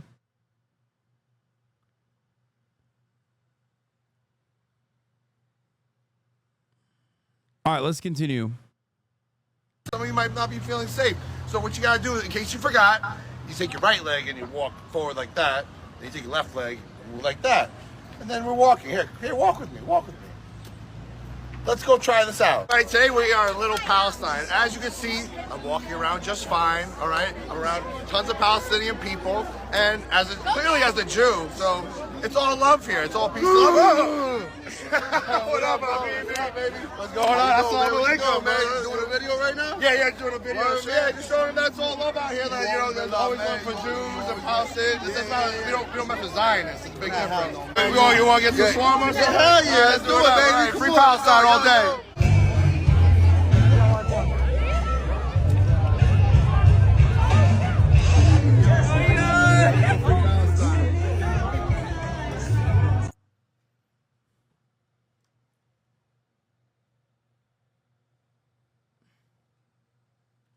ADL is going to call this an anti-Semitic incident. Yeah.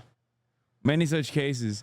ADL's probably too busy talking about how, like, the Holocaust survivor guy who was one of the prosecutors aiding the International Criminal Court is actually anti-Semitic. Okay? The Apartheid Defense League, bro.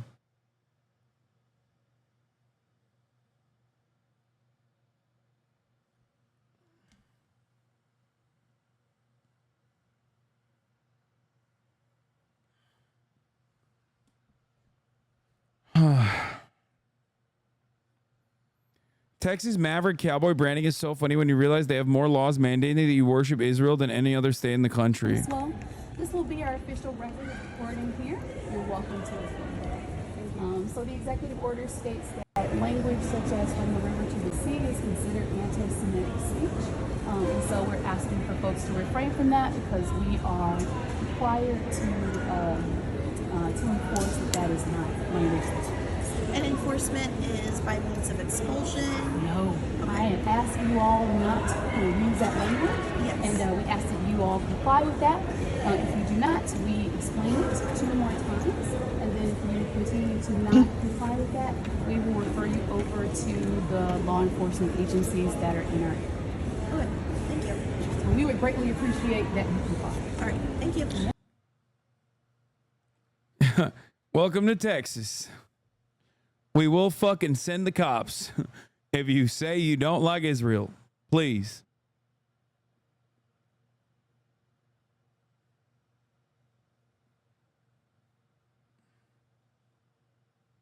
I'm not going to watch this Las Vegas video. Assassin's Creed Shadow, lead writer, white woman and intersectional feminist. Oh no, here goes again the same oppressor victim narrative. As a charismatic samurai, Yasuke strike your foes with brutal precision and power. Uses combat-oriented skills to attack, block, parry, and defeat your enemies. Mastered a vast arsenal of weapons at your disposal, featuring a katana, kanabo, bows, naginata, and more to free Japan from its oppressors. At this point, they see oppressors and they get fucking triggered. It's so stupid.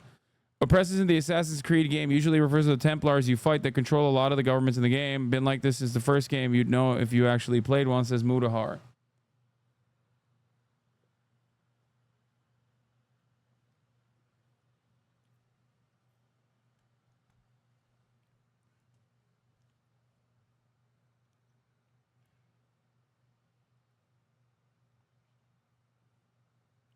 Yeah, meanwhile, by the way, just the update on the Yasuke saga, the Assassin's Creed saga is the #1 game in Japan in pre-orders, which is fucking crazy.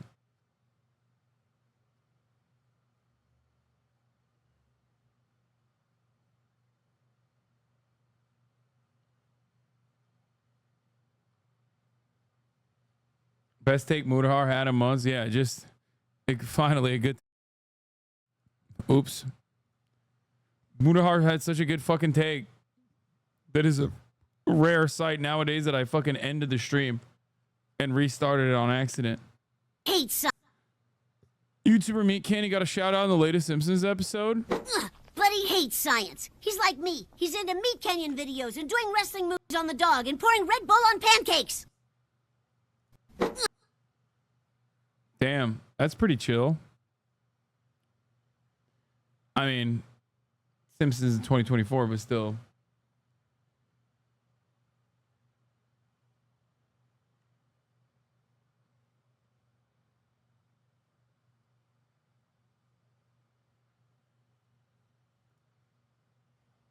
Can we watch another banger of an old anime movie soon? Yes.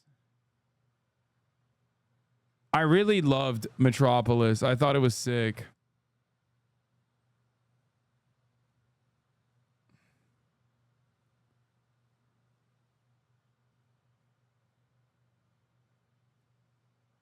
I hate that discourse here has devolved so badly that I'm defending Assassin's Creed. I'm defending Assassin's Creed for two reasons. One, because I'll probably get sponsored by them as I have in the past. And two, I want this one to be good so fucking bad, dude, because come on, Assassin's Creed Japan, like I desperately want it to be like a return to the old school franchise.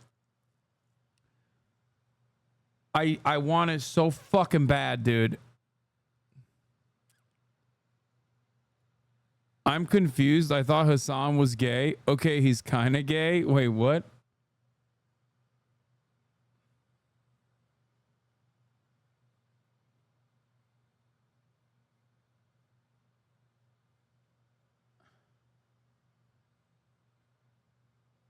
Oh, yeah, I did my episode on Chris Distefano's podcast.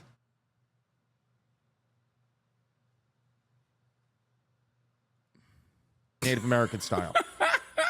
So I am not, and I want to talk to you about this because I sit here and I don't know like if I'm good or bad or what, but I basically, I'm not into politics that much. I don't know much about it.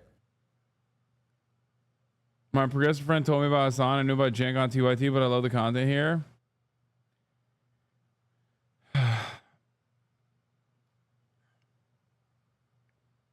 Yes, I sat next to an Italian. Islam is the answer for Chris. You have to do that after, before you pray. You pray 5 times a day, and then you have to wash yourself. You have to wash like behind your ears. Okay. Bro, I don't know. There's so many rules. Let's do the shahadah. Okay, so here's how it goes, okay? You're going to say, Ashhadu an la. Ashhadu an la. Ilaha illallah. Ilah illallah. No. Ashhadu an la ilaha illallah. So, Ashhadu an la. Ashhadu an la. Ilaha illallah. Ilaha illallah. Wa ashhadu. Ashhadu. Anna Muhammadan. Anna Muhammadan. Rasulullah. Rasulullah. Okay, close enough. There you go, dude. Ashhadu an la ilaha illallah wa ashhadu anna Muhammadan Rasulullah. There it is. When you say that, that's it. You're going to Jannah. You're seeing it. I'm back. You're in. You're going to Jannah, bro. So Allah doesn't know what the hell to do because the Christians think I'm on their side. Yeah. I'm really. It's good to max out. You got to do all of it. You know what I mean? Well, I guess Judaism doesn't have a heaven and hell, so that's fine. And it's also too difficult to convert to Judaism. It's big. It's hard to. Which I think though, but Judaism. That's why sometimes, you know, I feel like I like Judaism because I like the concept of what you do here on earth doesn't really place you in the afterlife. Where Muslims and Christians, we gotta, you know, like we're always worried, like, am I not gonna get in? Where Jews are like, it doesn't matter. You can be a piece of shit or a good person. You're going, there's no afterlife. So forget about it. I respect it. I kind of respect that.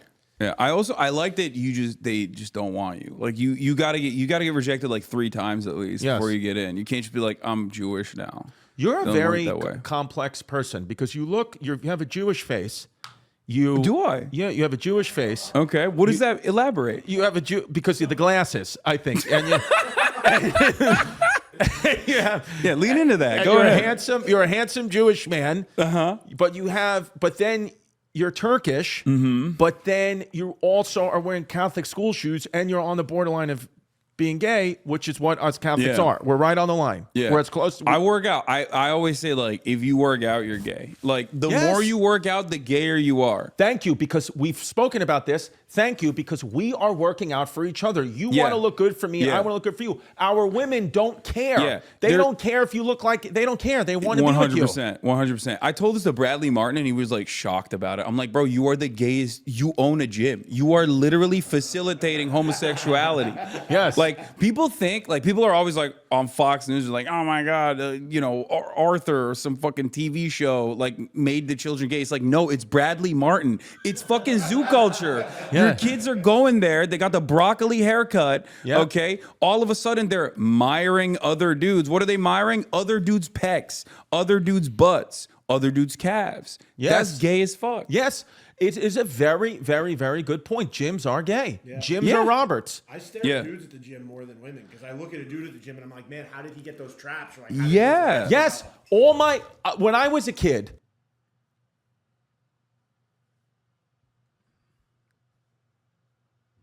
There you go.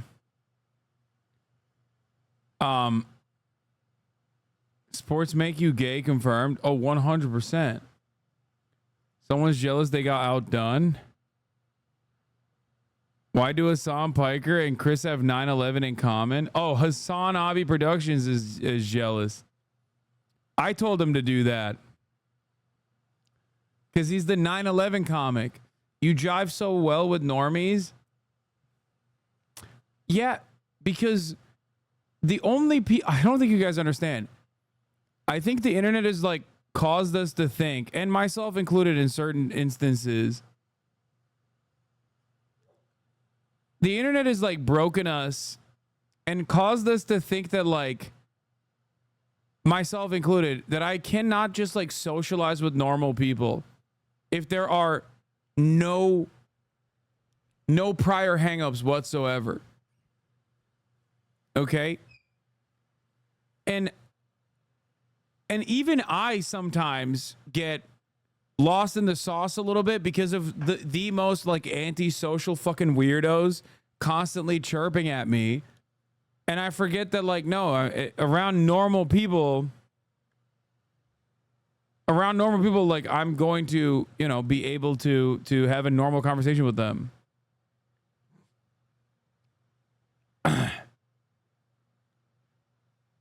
How'd you get your fits up so well in the past 1.5 years?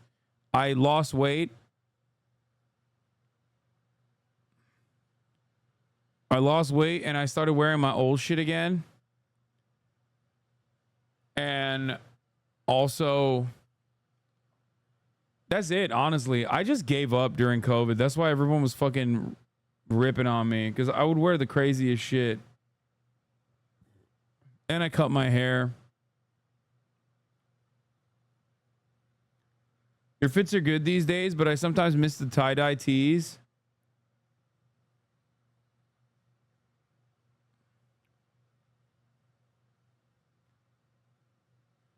Everyone in chat should have at least one person they talk to who's clueless about what's happening online. Yes. I am phenomenally fortunate that, like, virtually every single person I talk to off stream is like incredibly offline, my brother included, and they all, let me tell you, they fucking love this dude's podcast. Okay, Jeff's comment got deleted. Haven't watched yet, but should have drilled him harder about what he said about 9/11. My 9/11 brother. If you want to see how it's supposed to be done, watch me confront him with my mom, 9/11 survivor, on our Jeff FM episode. She smoked him. JK, Hasan is family, but he need to get hit with a plane one of these days. The comment got deleted probably because of the fucking second part.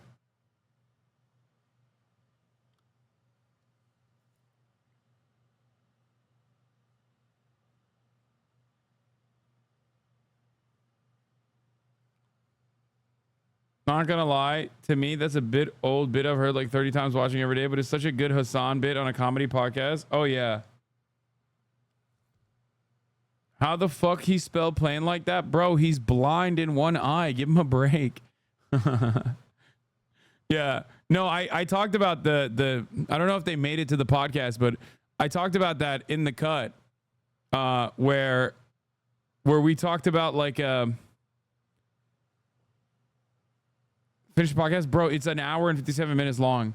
We talked about Jeff, where I said like his mom literally was more mad that I was not religious than about my 9/11 comments.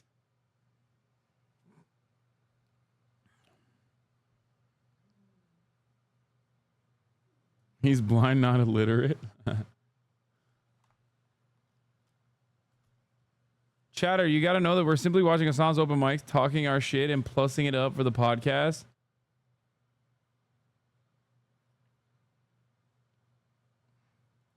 Nobody, the Germans. Oh.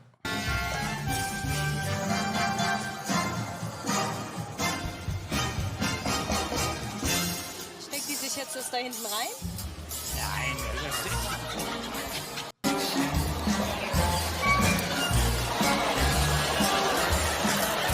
Wait, this is not safe for work? Wait, why does somebody just send me this then if it's NSFW? Oh my God. Oh my gosh, she comes back butt ass naked and shoves the sausages up her cooter. Hey, yo!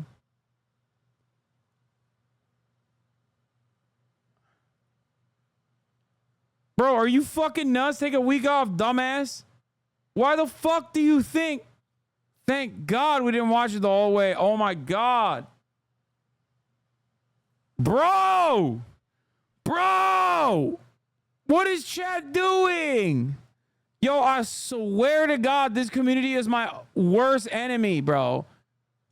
Why have actual enemies online when I have this motherfucking community, bro?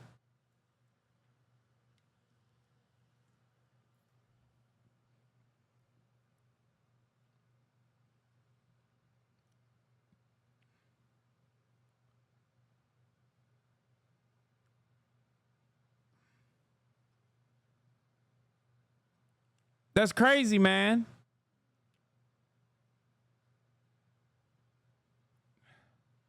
Yeah, Bill Maher's going on Buttfeld.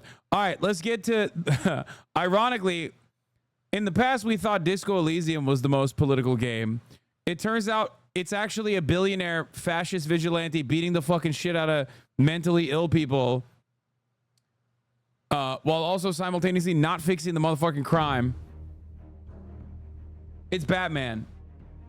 I had to literally fucking end it after 2 chapters of the first episode yesterday when I first started the game because I couldn't stop yapping. I'm not gonna lie. I feel like this might be my longest run of Telltale games yet. After that, I do also want to play the Borderlands one. I heard the Borderlands was like pretty good too. But yeah.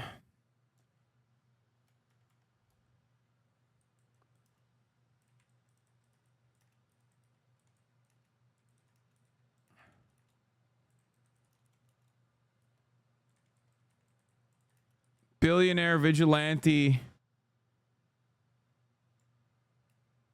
Madman beating on the disenfranchised. I got the Wolf Among Us is better than Bozo Lands. Yes, Wolf Among Us is incredible. The problem, however, with Wolf Among Us is that I already played it. I played it already. You have multiple chats up? Yes. Your new Twitter bio sounds great. What?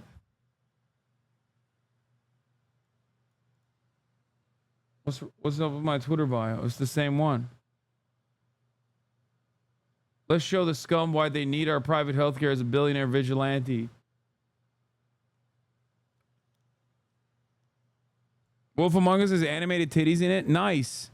I don't even remember that, but honestly, it doesn't matter. It was phenomenal. I remember it being a phenomenal game. Trying hard to convert us politics Andes.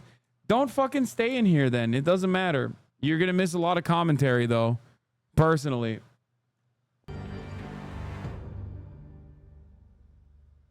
Because it ultimately does devolve into a shit.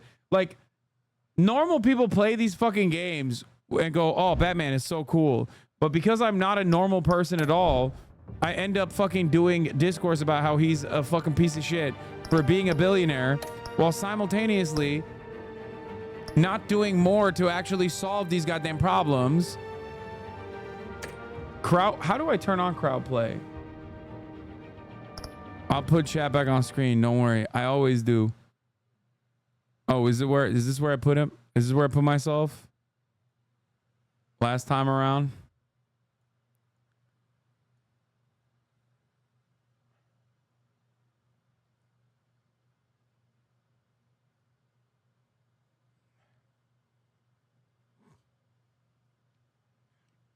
He's a homeless killer, nepo baby billionaire, so you're not wrong. No, it actually is like kind of shocking.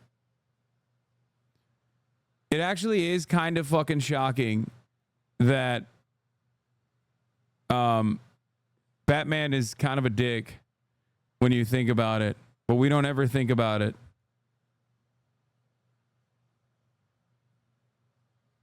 Like we literally think about it like, oh, he's a cool guy, but then when you like think about it with like adult leftist framework, yes, I made the chat smaller. There's no way to fucking make it bigger, okay? Unless I like zoom in like this, okay? There you go.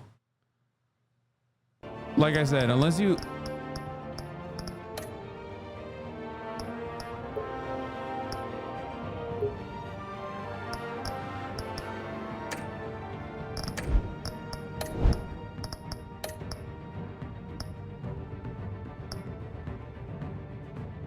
I can't change the...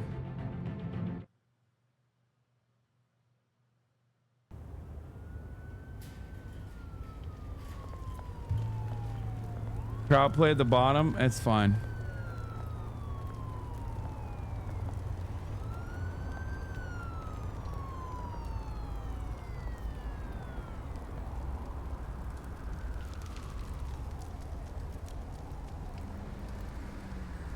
Where are you, Oz?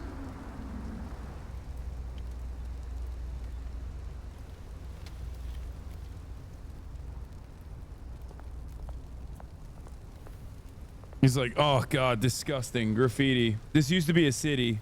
I hate it. This used to be a good city. Look at what it is now.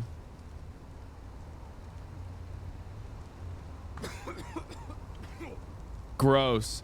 Poor people who are coughing. Gross. Make Gotham great again.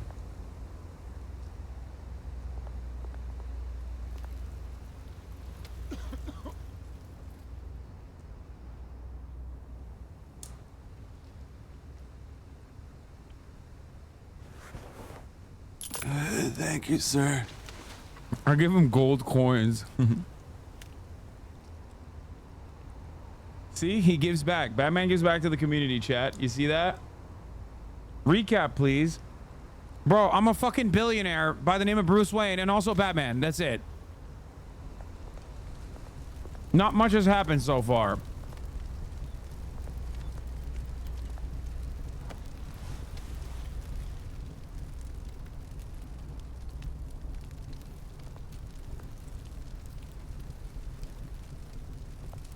No, literally, not much has happened thus far. It's just the first chapter. Great. There's the statue, but no Oz.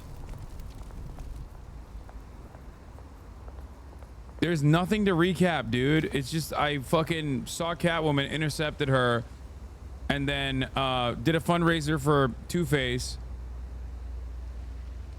and spent most of the time chirping about Wayne Enterprise, finding out the many different tentacles of Wayne Enterprise and how fucking nasty it is that they like own everything.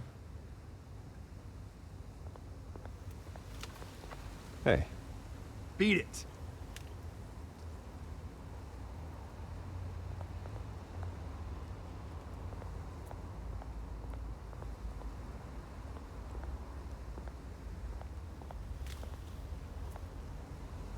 I also met Carmine Falcone and like snubbed him a little bit because he's kind of a piece of shit, acting like I was actually better than him when I'm not better than him at all. I'm actually worse than him. Well, that isn't what it used to be. I'm worse than him, but I think I'm better than him because I do everything under the boundaries of legality. Also, he's Italian, and I hate that. I'm anti-Italian. I've decided. Watch wallet cash. But this goes through you. Hey, you heard him, man. You're making a mistake. You already made one coming here. The next one kills you. And him. Gentlemen! Oz. Keep walking, all right? This don't concern you, twerp. You see, that's where you're mistaken. My old mate and I have some catching up to do. And you're ruining the moment! Come here. Think that'll do? This is the only way to defeat. This is the only way to fucking solve crime. Just beat the shit out of him.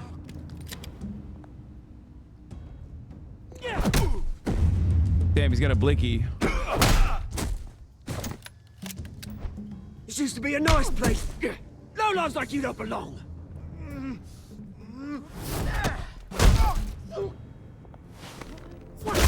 Oh! This is my park! Mine! You hear that? Oh, hey, Bruce. You've got a little, there. Good as new. Woo! That was a right little scrap, eh? Nothing kickstarts the system like a dash of adrenaline, eh? You didn't need to take it so far. Some folks have fine hearing, Bruce. Others don't get the message unless it's beaten into them. Yeah, it's been what? 2 decades? And you know what? I haven't been mugged once that entire time. That wasn't why I brought you here, mate. Right now, I am trying to recognize the little Bruce I used to run around this place with. Back when it wasn't, you know, like this. This park. Back when it wasn't run by the fucking Democrats, yeah? We need to fucking make this city in tip-top shape, Brucey. It's fucking minging, yeah? A place that was safe for kids, for families. People came from all over to visit. Oh, Mum and Dad, they put so much work in here. It's a shame what happened. It was beautiful once. And now, it's a hellhole. Last thing my parents ever built. This city chews right through people. Like a Tuesday. Mum committed to Arkham. Dad ended it himself, he did. My family's fortune. There's nothing left, Bruce. I know. Alfred told me. It's funny, huh? Same place that ground my family to dust. Gave you the good life. Used to run in the same circles we did. Hobnobbing parties, round-the-world vacations, unlimited potential. My parents are gone too, Oz. I know, Bruce, I know. I'm sorry for it. But I have my own funerals to attend. Good to know you haven't changed, Bruce. You still care about something more than just yourself. Yeah, I care about fucking increasing my bottom line, dude. My profit margins. I was surprised to see Carmine Falcone at your party last night. Made himself right at home. That oily... Falcone was an uninvited guest. That's it. I never want to see his face again. On that, we can agree in earnest. Falcone made a stack of cash and corpses a mile high, ruining families like mine. Yeah, I fucking hate Italians, I do. Fucking hell. Imagine fucking being Italian at the top of the hour at the HasanAbi broadcast, right? And you're sitting there, yeah, and you're fucking watching, and you don't even realize that there's a 3-minute ad break, yeah? At the top of the hour, there's a 3-minute ad break, I said. And if you no longer want to see those ads, well, you can't stop being Italian. So maybe, just fucking maybe, you can subscribe for $5 or for free with the Twitch Prime by connecting your fucking Amazon Prime account to your fucking Twitch account. Right, lad? All right, then. Here's a 3-minute ad break now. All he needs is a little push. And... it'd be a treat to watch him hit pavement. Sorry, mate. This reunion got a lot more grim than I planned. Things are going to be on the upswing soon, no? A revolution is knocking on Gotham's door. And I'm here to let it in. Is he a fucking socialist, yeah? Which brings me to you, Bruce. Typical. You see, you throw a rock in any direction, you break a window that Wayne Enterprises owns. As the rich and powerful go, oh, you top Gotham's list. But when my revolution starts, we're gonna smash windows and cross off names all the way down. Like I said, it's not gonna be pretty. I'm not your enemy. Except I am. If this guy's actually a fucking leftist, what's happening? Beautiful. I'm not your enemy, Oz. That remains to be seen, don't it? I've got great affection for you, Bruce. I really do. Which is why I'm warning you. When this whole thing starts, make sure you're on the right side. What you fucking mean by that, innit? Good seeing you, Bruce, but... What you I got some fucking rocks to mean by collect. that, yeah? Cheers.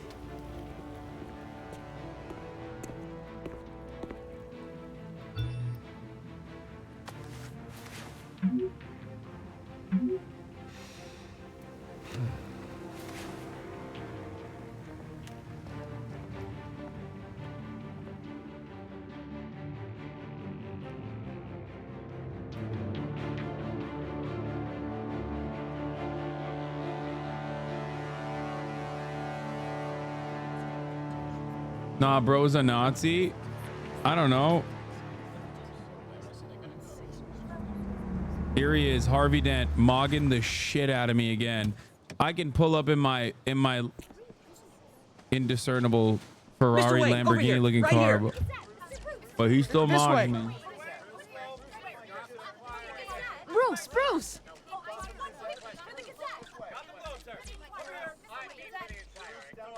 Good morning, everyone.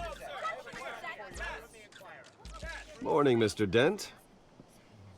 Hey, Bruce, you mind if we swap cars? I mean, mine isn't fast and the paint's rusting off, but boy, does she have charm. We didn't bring you all out here to discuss cars, honestly. Now, we're here about Arkham Asylum. Ever since it opened its doors, Arkham has been a breeding ground for the criminally insane. This is crazy. We're a billionaire working with a district attorney who's famously tough on crime, who we are pushing to be the fucking mayor, who's literally in the process of building an insane asylum for the criminally mentally ill.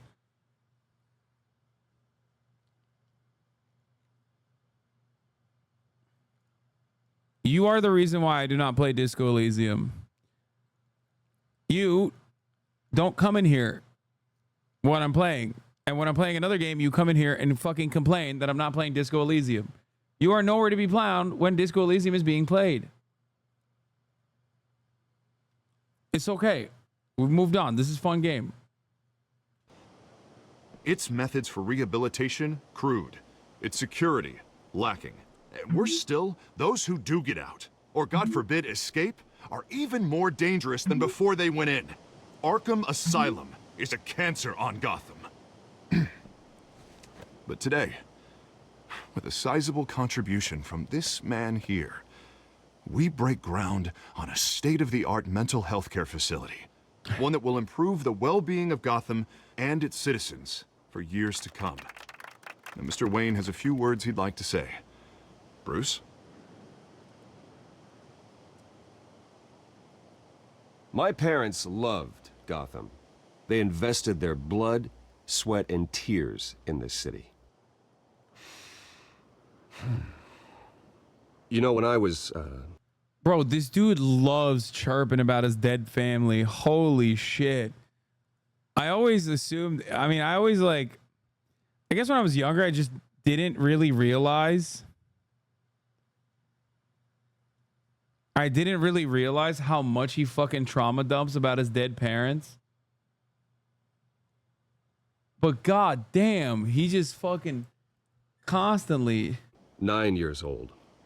My parents took me to see a movie about a hero in a mask. It was a hero who stood up to oppression and defended the people from injustice, no matter the cost. That night, my parents paid the ultimate cost defending me from a man who needed the kind of help this new facility will provide.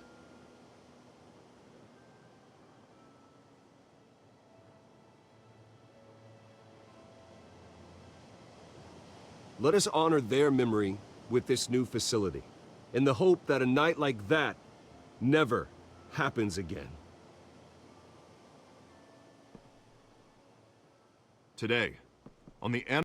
I mean, it is kind of weird when you're like literally like a 40-year-old man and you're still talking about how you were orphaned.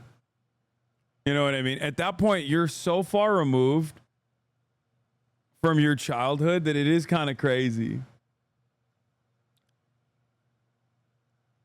Like, it's been 30 years, man. You're literally a fucking billionaire. What the fuck? Anniversary of that fateful night, we dedicate this facility to Thomas and Martha Wayne and usher in a new era of healing for Gotham. Chatters are saying he's 26. Okay. He has been without his parents for longer than he has been with his parents. At this point, he has lived more of his life, approximately 1.5 times more of his life without his parents, bro. At some point, he must have, you know, gotten over it a little bit.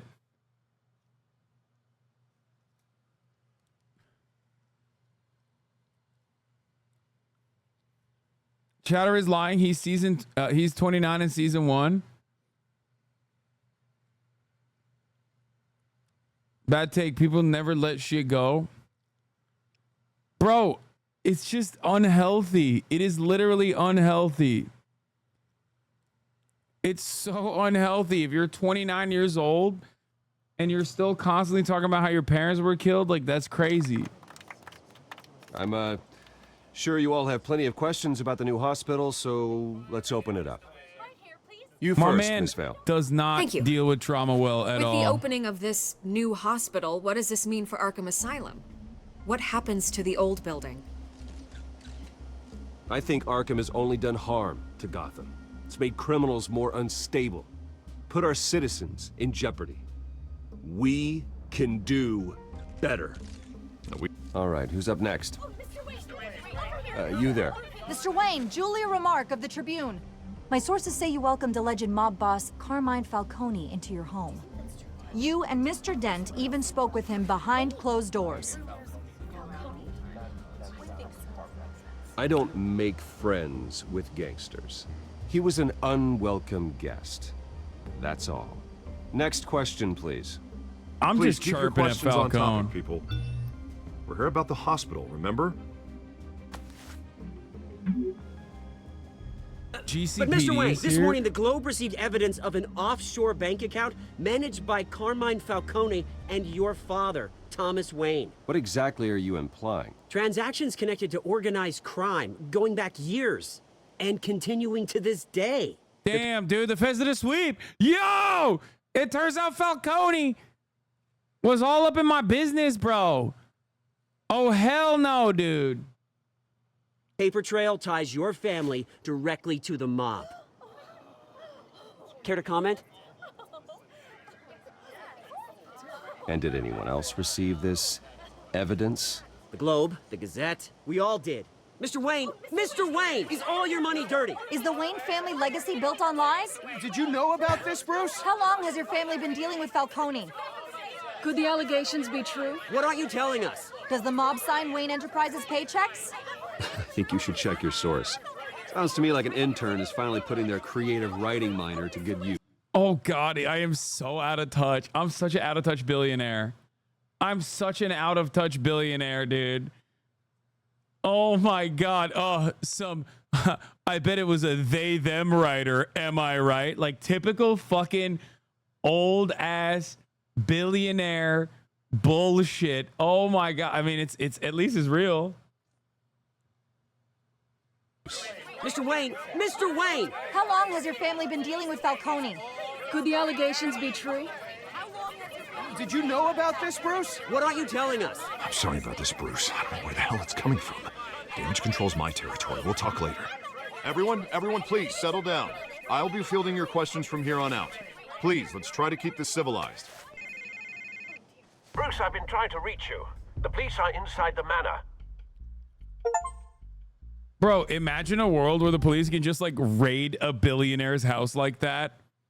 Get the fuck out of here, dude. No shot, okay? Or even the media. Like I don't have any PR people round the clock that's there to specifically catch and kill these sorts of stories. I'm a billionaire. Of course I have illicit dealings. That's how I made $1 billion. Okay? And I have an entire fucking corporation full of some of the best PR managers.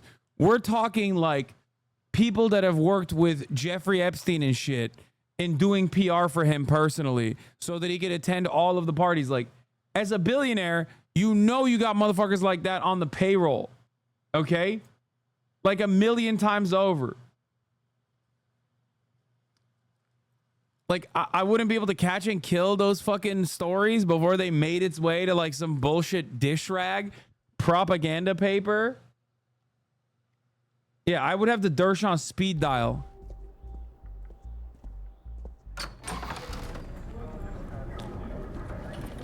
Yeah, and they're fucking up my house and raiding it. Careful. Put it back. I'm afraid we can't, Mr. Wayne. Says who? This warrant. It's not personal. I understand. You're just doing your job, Lieutenant. It's crazy that like even Gordo is like fucking mogging me, by the way.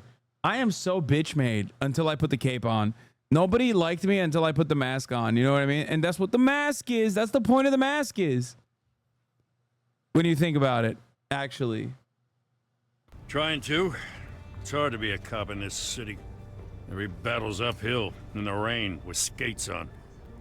Alfred, keep an eye on them. Make sure they only take what they have to. Of course, sir.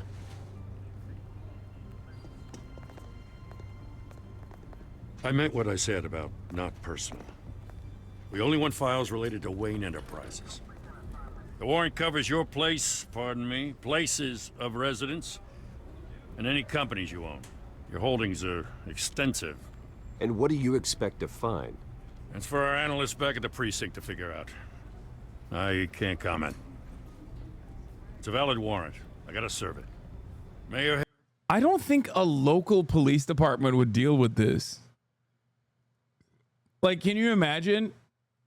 Like, a local police department's forensics laboratory dealing with, like, an international syndicate. This is FBI shit. This is not NYPD, okay? It's ridiculous. Hill signed off on this himself. As long as he's mayor, he calls the shots. Well, Hill has a history of making his opposition disappear. Rumors and allegations, Mr. Wayne, that's all. But if they become fact, I'll handcuff him myself, same as any other crook. I don't know how your neck ended up on Mayor Hill's shopping block, but here we are. Hill knows if I go down, Harvey's campaign goes down too. That'd be a real shame. Mr. Dent's the only DA I ever trusted to make a conviction stick. Yeah, he's not like those pussy-ass woke DAs, you know, like Larry Krasner. Philadelphia's far worse with him around. You know how many teenagers we bust up for fare evasion? Only to have these woke DAs refuse to prosecute, so we have to let them back onto the street to continue doing fare evasion? Bullshit. As mayor, I think he can finally turn things around for us. For all our sakes, I pray you've got nothing to hide.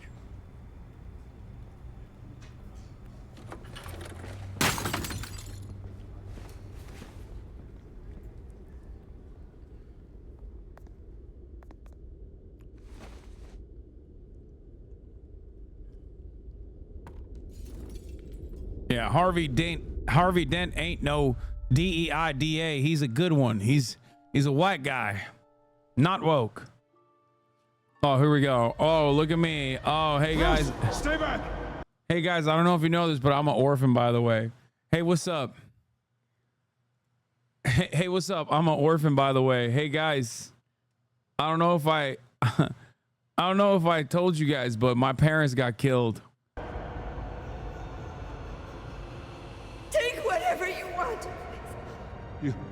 You don't have to do this.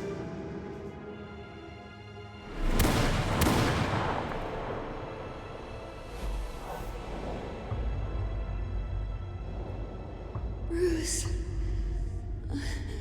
Bruce.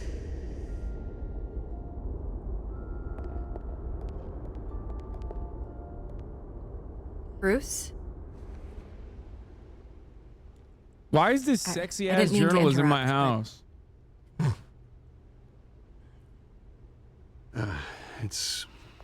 It's not a problem, really. Ah, Bruce. First the mayor's office, now Wayne Manor. Gotham continues its streak of break-ins. Yeah, really going for the record, huh? Listen, Bruce. A scandal surrounding a beloved family like yours captures the public's attention. I can help you get the right kind of attention. Oh my God. Through my connections at the Gazette, I have all kinds of access. What's your angle? Not all reporters just want a headline. Some of us are old-fashioned. I still want the truth. Oh my God, you came in here saying you're gonna do good PR for me, a puff piece. I don't trust you as far as I can throw you, unless I can throw you onto my bed. Sexo run, unlocked, let's go. The Gazette received this supposed evidence like every other media outlet, and it's all hearsay. Flimsy sources. There isn't a shred of hard proof. Still, allegations like this, they don't magically appear. Someone is going after my family, after me. Obviously, the sender didn't identify themselves. We have no idea who it could be. I mean, no one's even done their due diligence on this yet. The press saw the fumble, they grabbed the ball and ran. Hill wants me out of the picture because with my backing, Harvey wins in a landslide. All signs point to Hill. You're a kingmaker, Mr. Wayne. And Harvey Dent is Gotham's knight in shining armor just waiting for the crown. You're the first target on Hill's list. Typical non-antagonistic media experience with a billionaire. Oh, I'm one of the top journalists in the fucking state. Let me do PR for you in the midst of a massive corruption scandal that is unfolding right before our fucking eyes. Not even remotely curious about the truth. Immediately he's like, oh yeah, this is bad evidence. Yeah, let me blow bubbles on it. By tonight, this scandal will be broadcast to Maggie every screen Haberman in ass Gotham. bullshit. Everyone will be talking about it. This isn't my first pass through the rumor mill. I know the damage it can do. Then go on the record. Yeah, he's talking about how when he first bought a house and they doxed him. And everyone was like, damn, bro, fucking supposed Cape Crusader, by the way, owns a house. Okay. The fuck? Right here, right now, and stop it. You need to get out ahead of this. Your side is what matters, not wild speculation. On the record, then. Whenever you're ready. Whoever fabricated these lies about my family, they will get what they deserve. Understood? That's exactly what the people of Gotham need to hear. This is gonna look so bad. I don't give a fuck. Fake news. That's all I got. You're gonna beat this, Bruce. The Waynes always. When she says you're gonna beat this, she means, you know what she means. Come out on top. Goodbye, Miss Rail. The Waynes always come out on top. Okay, come on now. Sexo. I hate to admit it, but everyone smells smoke. A fire is heading this way. Batman has made plenty of enemies, but my family? We've done nothing but support Gotham, even in its darkest days. Yeah, why won't these fucking people adore me further? I'm a billionaire, goddammit. Yeah, why won't these fucking people support me like I supported Gotham when I literally have a singular monopoly on every fucking industry in Gotham, from healthcare to electronics to e-commerce to entertainment? These fucking peasants don't know who the fuck I am. This, on the anniversary of your parents. It's not a coincidence. Harvey's the district attorney. He should have told me this was coming. Then find out why he didn't.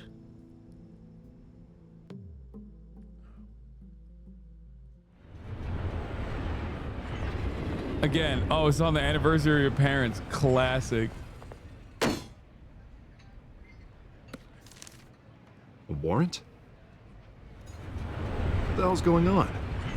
Wait, does this have to do with what the reporters were talking about this morning? Yeah, someone's coming after me. Let's avoid making another scene, shall we? The press is already up my ass as it is. Mayor Hill authorized this? Yeah, then the cops raid my house, taking everything related to Wayne Enterprises. Computers, hard drives, files. Oh, son of a bitch. You're the goddamn DA, Harvey. I didn't know about this. I swear. I would never trust a DA that's this yacked, by the way. It's like, bro, hit the books, okay? Instead of hitting the gym. The fuck are you doing, bro? He's just too hot to be a DA. He's too yacked. It's like, have you decriminalized steroids? Because it seems like you're taking quite a few, you know? Hill totally blindsided me on this one. God damn it. Okay, I believe you, Harvey. Mayor Hill's trying to screw us both over with this move. And then he's made 2 enemies. I just don't get it. Why would Hill stick his neck out over this? Just to tangle you up in some frivolous investigation? It just doesn't make sense. I mean, what could he possibly hope to accomplish other than a few cheap headlines? Do you think Falcone could be behind it? He didn't seem too thrilled after the fundraiser. Oh, God, what a mess. Bruce, I wish I could just make this go away, but I'm not sure if I can. If I get in the way of this investigation, Hill would be able to spin it as a conflict of interest. And that wouldn't be good for either of us. It would jeopardize the entire campaign. You should probably distance yourself from me. What?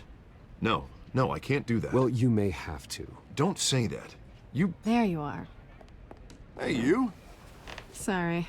I got a habit of being late. What? No, just glad you made it.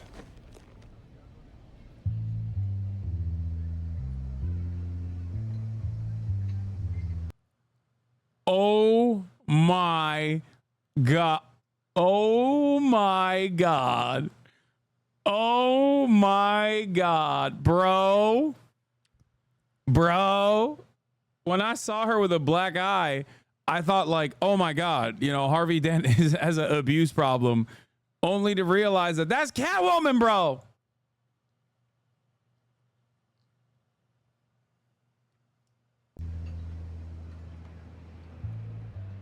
You didn't tell me you were bringing a friend to dinner.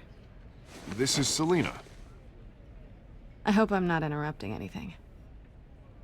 Just election nonsense. I'm Bruce Wayne. So you are. Pleasure to meet you, Miss... Kyle. It's a strong grip you've got there. Oh, shit. Yo, he's a horny. My boy is starving, dude. He literally gripped it. He's like, it's been long since I felt the touch of a woman. Oh, God. I'm not gonna fall. Oh, right. Sorry. Selena's new to town. I've been showing her around Gotham, introducing her to people. You're an excellent tour guide, Harv.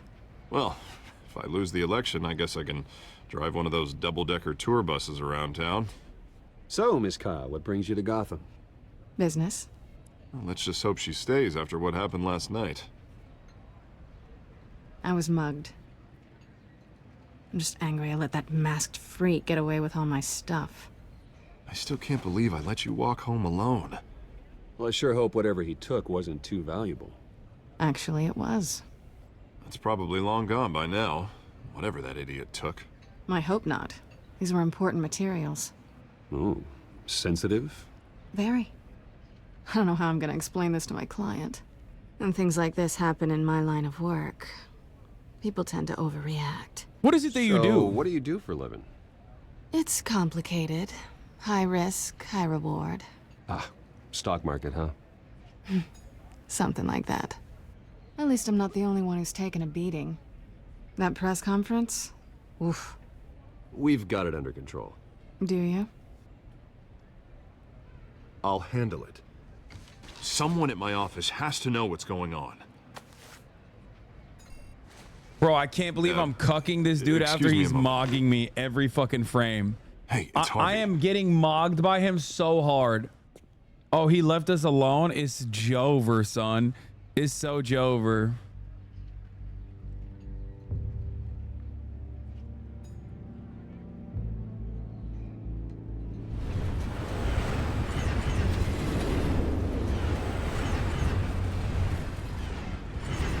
Good thing I never do anything horrible to fucking the DA, Harvey Dent. Other than have sex with his girl, I guess. You know, nothing else, obviously.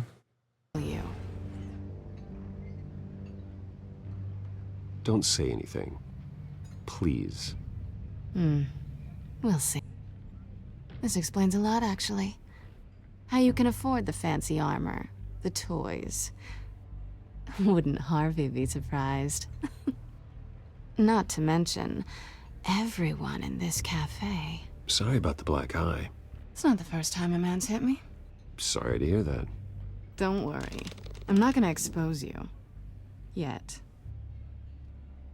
I'm curious about something, though. I do what I do for money, but you're Bruce Wayne. What's your excuse? I have to. But you... why take the risk? I'm the good guy? Dude, what is happening here? Dude, my reason is I'm very mentally ill and not dealing with the trauma of my parents dying a lifetime ago in the best way possible. I'm the good guy. CTE dialogue options, yeah. I think you know enough already. The rest is my secret. And here I was thinking we were starting to get somewhere. How disappointing. You have something that belongs to me. I want it back. This is awkward for me. I'm used to robbing people, not the one being robbed. Who hired you to break into the mayor's office? My clients prefer to remain confidential. They don't know who I am. I don't know who they are. But you know who I am. These people I'm working for, they don't screw around. If I fail to deliver that drive, it's gonna cost a lot more than money. Well, looks like you've made your bed. No, we've made this bed, and I'm not gonna lie in it alone. Oh, come on. You owe me. If they don't get what they want, there will be consequences. All right, you want my help? You got it. I'll come into bed with you. You can give me back the drive. Not possible. Listen, I don't have a lot of time. My employer is expecting me to drop it off. Where? Just give it back. The address, now. No, give me the drive. You're just going to have to trust me. I don't do trust. I guess I'm screwed either way. My contact, he'll be expecting a cat, not a bat. When are you supposed to meet him? 15 minutes ago. Better hurry. Everything okay here? You tell me. I have my people working on it. We're gonna straighten everything out. I feel better already. Sorry, but I've got to run. So soon? Aren't you gonna stay for a drink? Yeah, Bruce. Stay for a drink? I'd love to, but I've got another appointment and I really don't want to be late for it. Oh, all right then. Don't forget to change into your suit.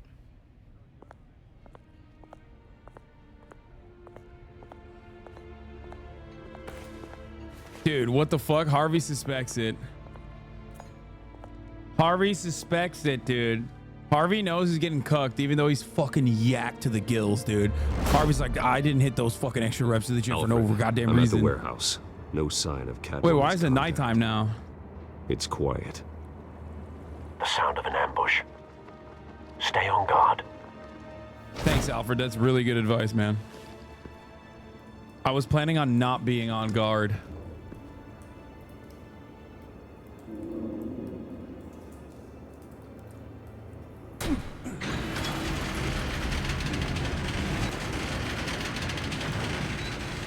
What the fuck?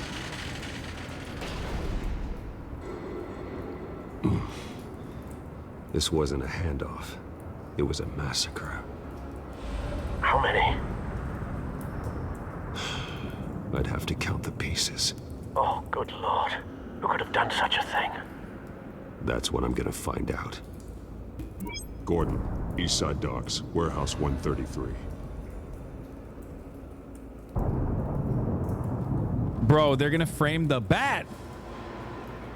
It's over. The bat's gonna get fucking framed for this too. Come on, bat.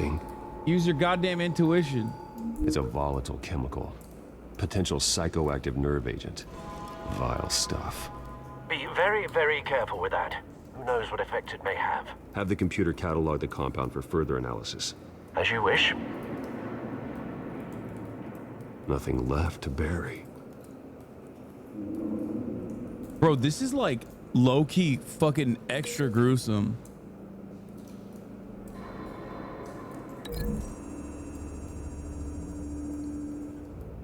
Whatever exploded did so with enough force to obliterate the person standing next to it. But the chemicals themselves were inert, non-explosive. Well, it appears to have made a pretty big boom. I'll see what I can piece back together.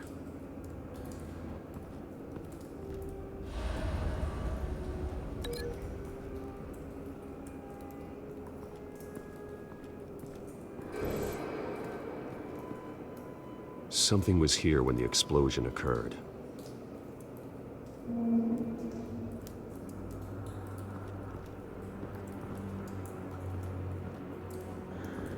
I've seen these outfits before. Yeah, when you beat their asses. Hold up. I gotta pee. I want you.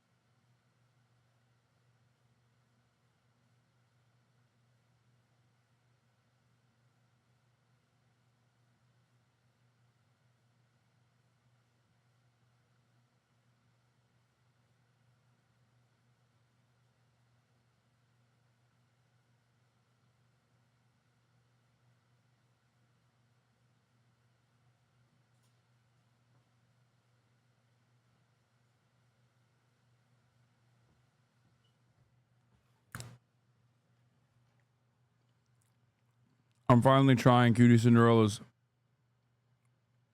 cookie. The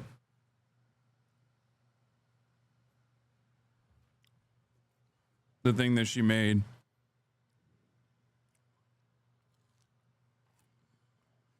It's so fucking good.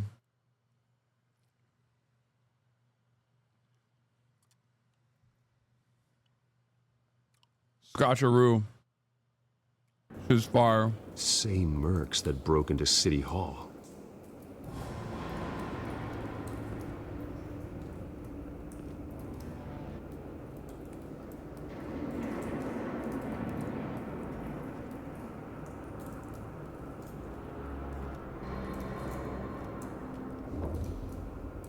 The canister exploded, sending shrapnel right through the container door. For once, I'm glad you arrived after the heist.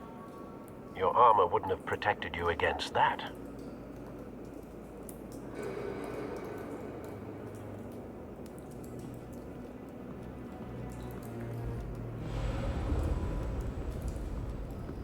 white rose. Falcone's calling card.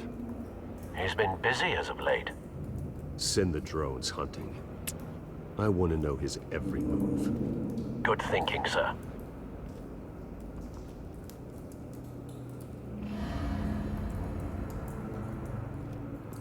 You know he uses those drones for Israel. He sells those drones to Israel. Bad?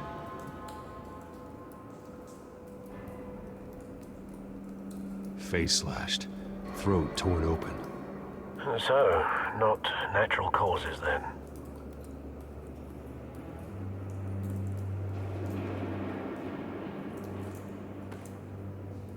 Skyline Club.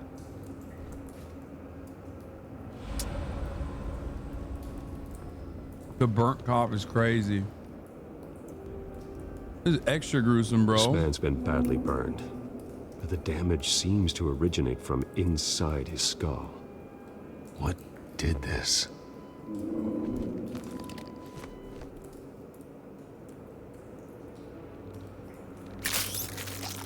What the fuck?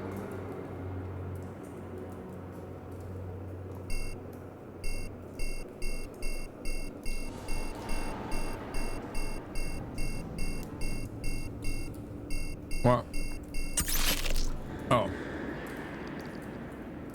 Sensors say it's an incendiary round. Phosphorus residue. This could have superheated the contents of the canister, Causing the aforementioned boom.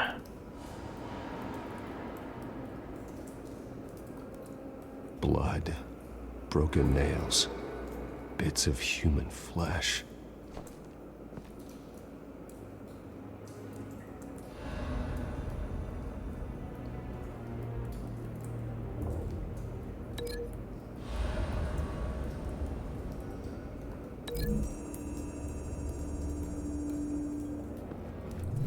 A cop shredded this merc to pieces, barehanded.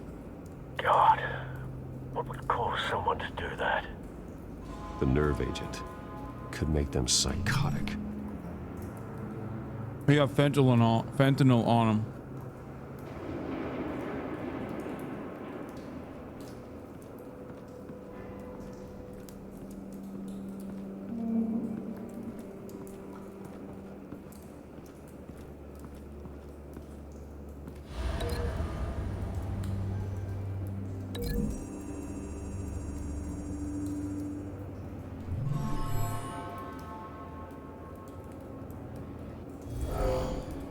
Someone drove off after the explosion.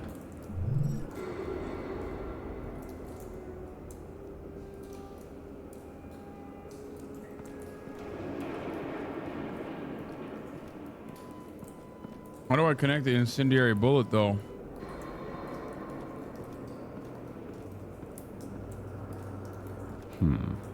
Canisters were stored here. Canisters of what? Fentanyl. He's fucking cop kryptonite, son. It's a cop. The force grows thinner every day.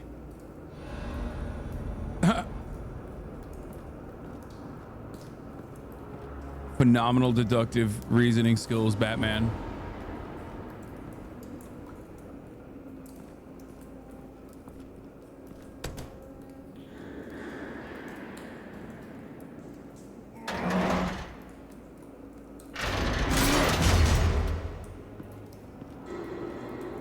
Bro, I am fucking up the whole crime scene. Like, it's crazy.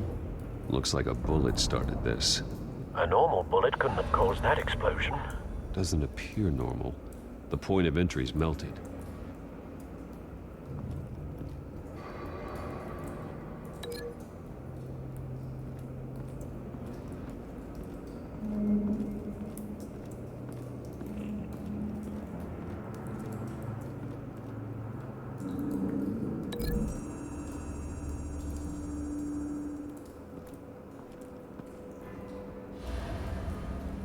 Find a connection. The bullet that killed the cop is the same type that blew up the canister. Well, I'm sure they didn't find that at a local gun store. It appears military. Have you put it together? Yes. Falcone leaving his rose here. This is a message. Dead cops, stolen chemicals. He's making a big move. That's it? That's your deduction? That's insane. Wow. One of his snipers What a brilliant hit a canister with an detective. incendiary bullet, causing it to superheat and explode. This may have been a distraction or a way of destroying evidence. Cops moved in to stop the theft. Falcone's men gunned him down. Then things turned grim. Possibly due to the psychoactive nerve agent. A cop ripped up a merc's face with his bare hands. And was put down. Same sniper, same type of bullet. Looks like Falcone's men got what they wanted and escaped. Have you located the shooter? No, but based on 2 impact trajectories, the canister and the dead cop, the shooter could only have a clear shot from there, or there, and would have contaminated himself with the phosphorus residue. Program the skimmers to pick up that signature. Right away, sir.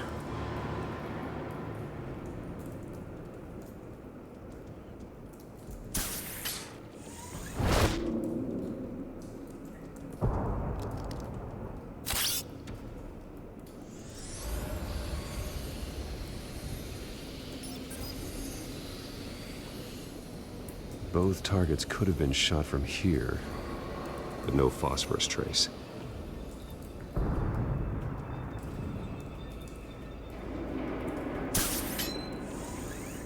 He definitely sold those to Israel, yeah. Batman, you know Batman has the latest and greatest in extraction tech.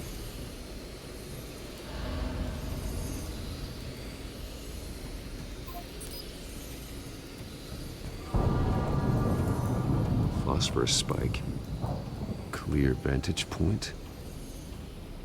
We have a winner. Cum stains, dude.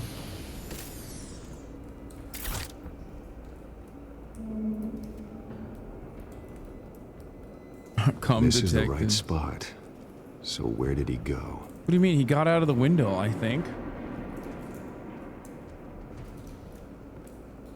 Damn, he was blasting a ciggy. Killing time. Get it? Killing time. Trace stops here. Then he should be nearby. Found him. Time to go to work. Wait, what?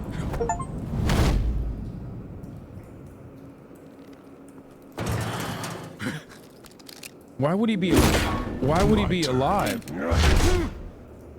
Don't make me add your corpse to this graveyard. Falcone, why did he do this? I ain't telling you nothing. Italians.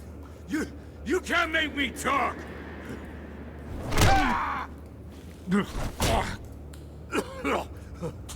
I ain't telling you jack. You trying to scare a confession out of me? I won't break. Your bones will.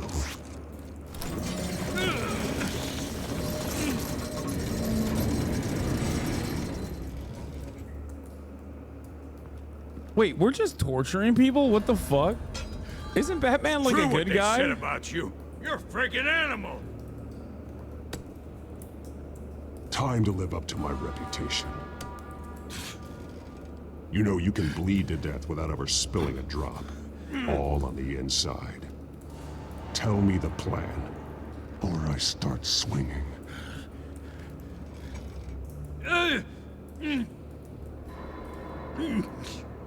Dick, hit him in the dick. Oh, I can hit him in the face? Tell me. The Catwoman was supposed to hand over a drive, had the container number we needed, but she flaked. So we had to find it ourselves. Container by container.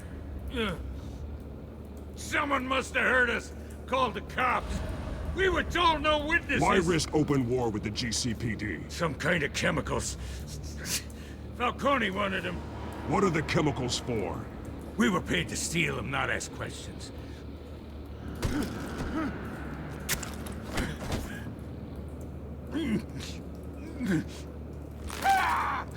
I start here and keep breaking until you answer. The chemicals! There's some kind of explosive! A weapon! I don't know! Falcone said he'd use them soon. Used where? That's all I know! No wonder people think that torture works, bro. Here is someone who is like supposed to be a fucking good guy, literally torturing a dude. When like in the real world, it demonstrably is a failure, but like,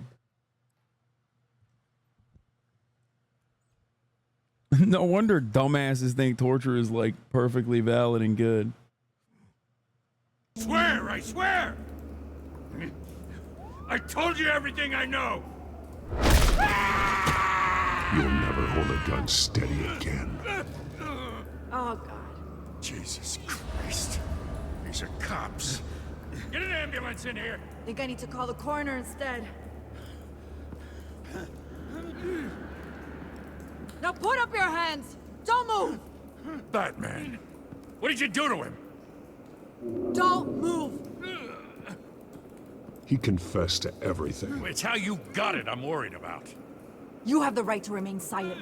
Gordon? I said silent! If you say another word, I will shoot you. I don't care if half the city thinks you're a hero. Right now, you're a suspect. Put down the gun, detective. I'm on your side. Oh yeah? It doesn't look like it. It will when you hear what I have to say. Falcone stole a shipment of chemicals. Appears to be a weaponized nerve agent. Causes people to go... I kind of like that Batman is unhinged. Like, it gives me the option to just be insane. Is that crazy? I kind of like that where I'm just like, yeah, I just tortured this fucking suspect. What are you going to do about it? I'll break your fucking arm too, bitch. berserk. Turn violent. We need to act before he releases it. I got a task force on it. You already have one. You're taking this too far, Bruce.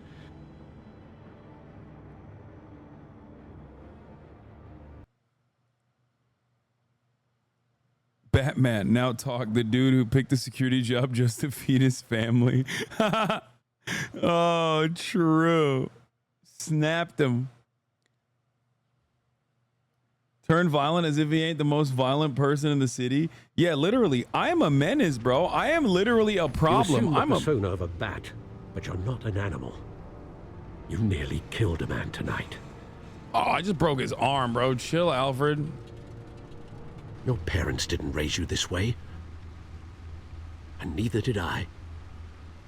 He's still alive, isn't he?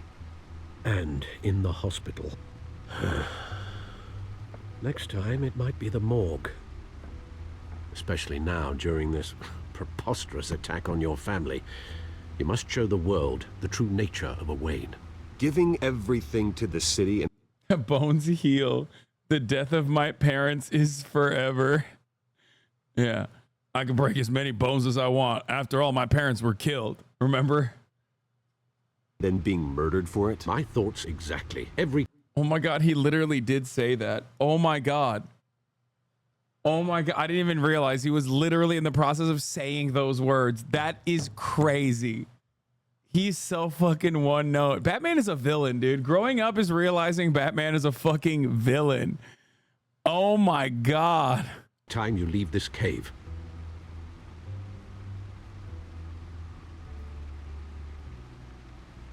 You're a good man, Bruce. Good.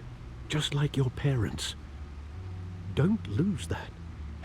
I don't mean to be a doddering old fool on the subject, but as a friend, the burden of advice falls on me. Trust me, I won't lose my way. It's quite understandable to stray from the path now and again, so long as you can find your way back. You bury the person, Bruce, but you never bury the memory. Sometimes I wish I could. That night, that alleyway. It made me who I am. I can't get it out of my head. That is your gift and your curse. Being Batman can allow you to turn back. Okay, how many times are we gonna talk about his fucking dead parents, dude? Seriously. No. No, there's gotta be a limitation. Like, I know it's a meme. Oh, every Batman, like, every Batman IP has to make a mention of the dead parents. But it's crazy. It's crazy how much he's brought it up. This is literally chapter 5 of the first episode of this season. And he has brought it up like every 30 to 40 seconds. Which is, I don't know what the fuck's going on there. You know what I mean? The tide of treachery that's reached this city's shores, or drown you in its sorrow. When you doubt your fate, remember why you started all this. Remember that boy in the alley. Tear them I won't up? Forget. Neither will I. Why is that an option? Well, back into the fray again.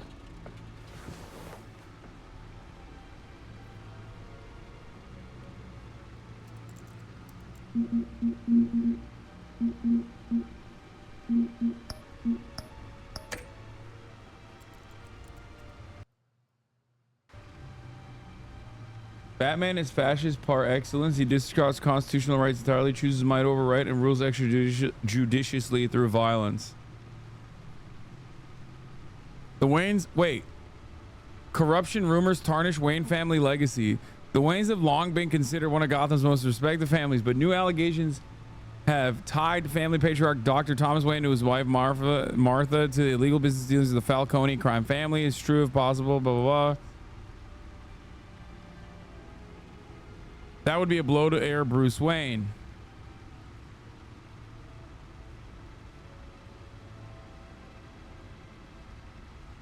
While there's been no comment on the allegations from Wayne, he did hold a private meeting with the Falcone crime family. Batman tangles with mass crook atop City Hall. Wait, where the fuck's the... Where's the article that my girlfriend wrote? This ain't it, is it? No, this is Julia Martens.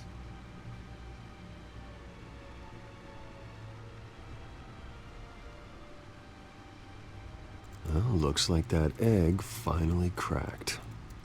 And inside, Mayor Hill was hiding more than I could have imagined. I'm glad you're covering this. This is a complete manifest The Wayne of family Carmine Falcone's corruption? criminal organization. What in the world was Hill doing with all this? Illegal arms dealing, drug running, mob hits, money laundering? Falcone's been involved in everything.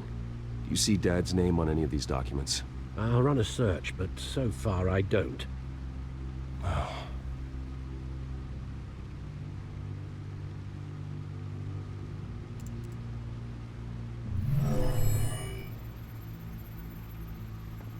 This is it, Alfred. With this proof, we can finally knock out Falcone's organization. Where would we possibly begin to dismantle it? This is a police matter. There's only one cop we can trust to handle this evidence correctly. Lieutenant Gordon. He could mobilize the entire police force against Falcone. What about that reporter from the Gazette? Vicky. Yes, Miss Vale. She could release this evidence through proper channels. I Now you're suppose it comes thinking, down Alfred. to who you want to help most. Or who you think could do the most good. Oh my God. I want Vicky because I'm thinking with my PP. But I feel like James Gordo. Gordo is probably going to be the right option. Okay, Sexo Vicky run. showed Sexo faith run. in me. She cares about the truth. She'll get the story out the way. We're sex maxing. We're sex A maxing. wise decision, sir. We'll attack Falcone on two fronts tonight. Vicky through the media, and Batman...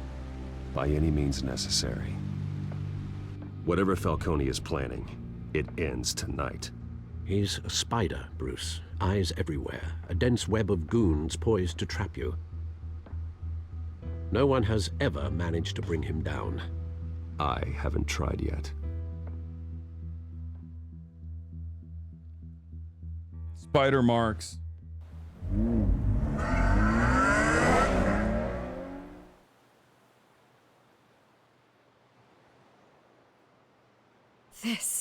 This is big.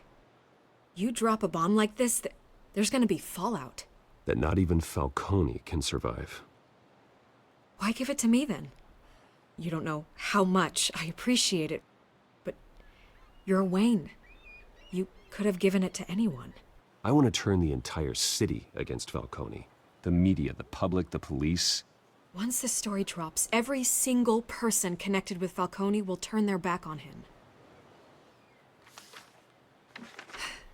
What this could do for the city, my career, I'm just wondering what the cost is gonna be. Sexo! It'll be worth it. I don't know, Bruce. Falcone doesn't like bad press. If I run this story, I put a price on my head. The next time my name appears in the media, God, it might be an obituary. I'll protect you, I promise. Chivalrous, but unnecessary. You're not Batman. Yo! Crime in the city. It's a hydra. You cut you off ain't one Batman. criminal's head. 3 more appear in its place. I know. Unless we kill the beast once and for all. But who's even capable of that? If we don't act fast, that void will be filled by someone far worse. Oh my god, ew. Imagine if I said Harvey. It's like, why are you trying to get pussy for your boy like that? Like, you're right there.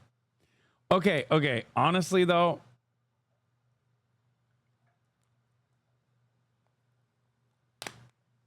it is pretty weird. It is pretty weird thinking about this because, like, if you look at this from a materialist framework, it's like, we know how crime manifests, right? It is a direct consequence of socioeconomic conditions. Meanwhile, this conversation is purely being had on the boundaries of idealistic notions like, oh, we can just like eliminate crime by fighting it directly and oftentimes physically. When the answer is a third thing, right? It's not dialectical materialism. It's not like fucking solving poverty. It's making sure that there's not a single Italian left in the city. Like, that's literally what it is. That's how you're supposed to do it. And many people don't want to take that necessary step of the mass expulsion of Italians.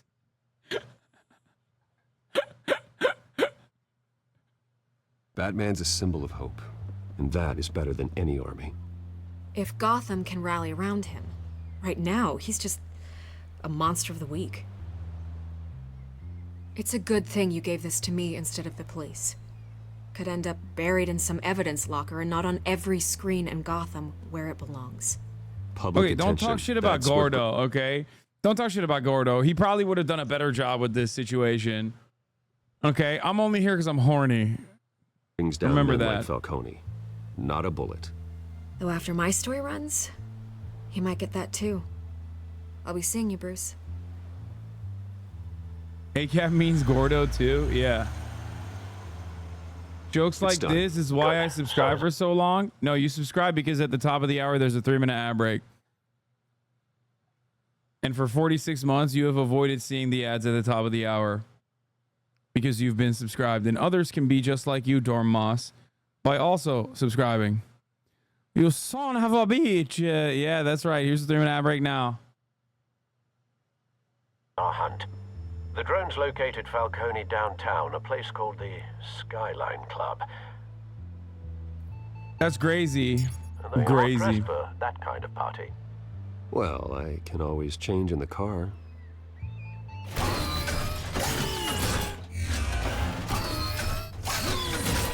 Wait, what?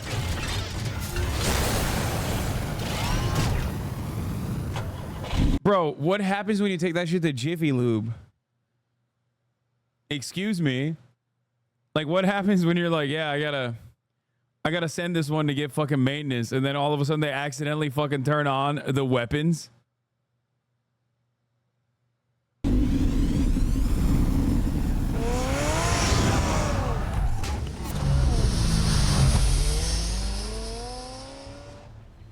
Hey, I was fixing your fucking carburetor. Turns out you got a fucking rocket launcher up in here, dude. It's stuck. Classic problem with a Batmobile.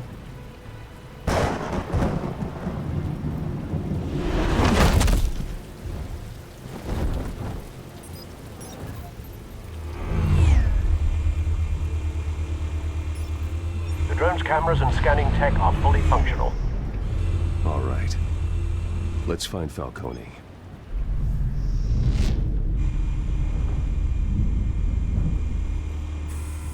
Good point of entry.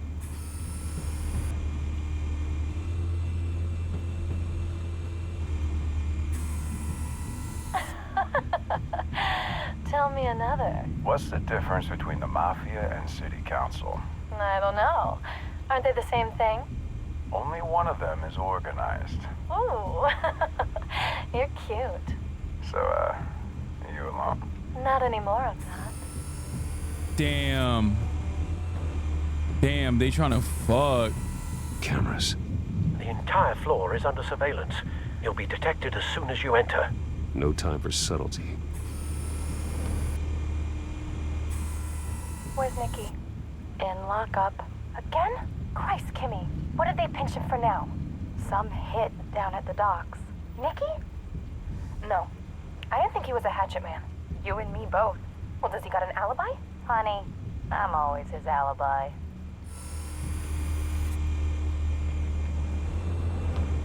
Damn. Dude, this is the perviest drone shit of all time. You make your round? Yeah, no broken bones. Still healing from the last time, I bet. All it took was a couple of C notes this time. Nice and easy. Nice and easy, my ass. I know you burned powder at night. The whole city can smell it.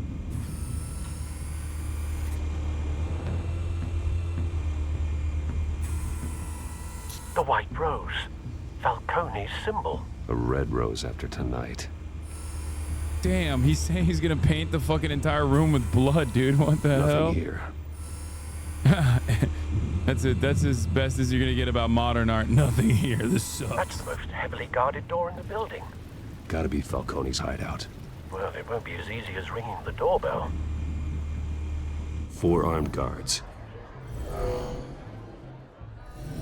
Stealth not an option. I'll put together a plan of attack. No one Stand by. sees the drone. No one sees the drone. Couple of options for taking this guy down.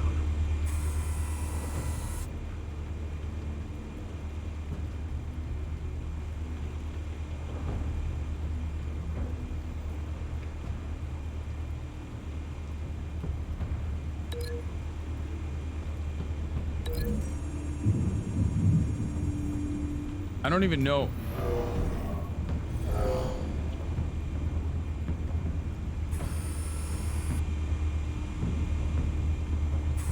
We're planning this shit ahead of time? That's crazy.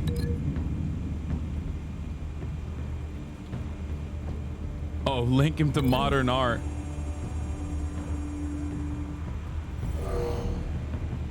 Oh, pick up the modern art and just kill him with it?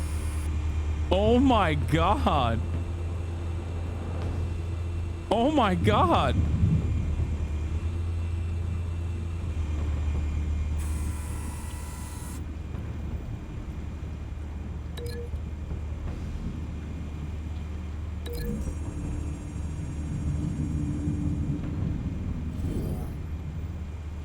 What is my teeth?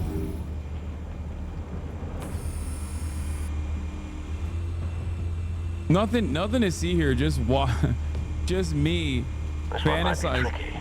Any ideas? I've got it covered, Al. Yeah, throw him off the roof. Not a big deal. What? Upper balcony? Oh, I'm gonna tag him up there. I'm gonna zip tie him.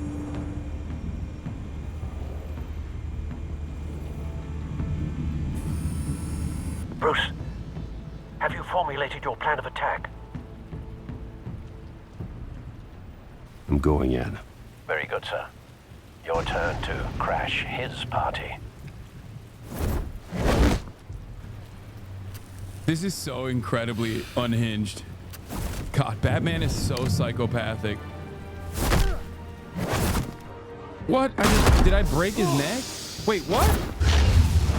Wait, I'm not even doing the thing I said I was gonna do.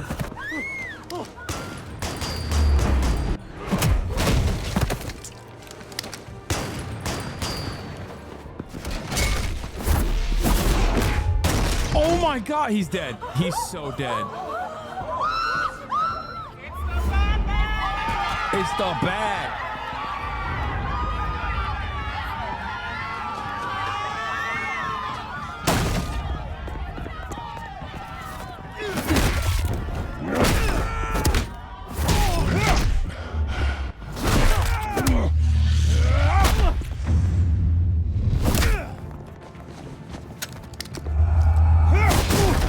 Dude, what the fuck? Bye-bye.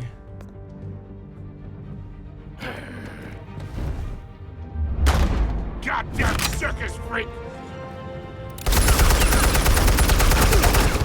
Oh shit, he killed his own guys. Show yourself!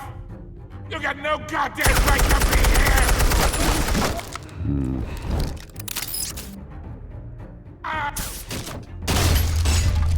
Hell!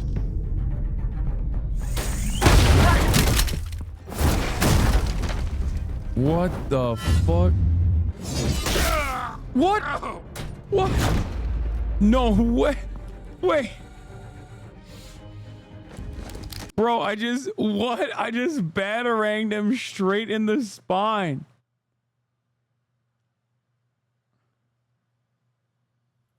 Bro, what the fuck? Batman doesn't kill. He just permanently scars motherfuckers.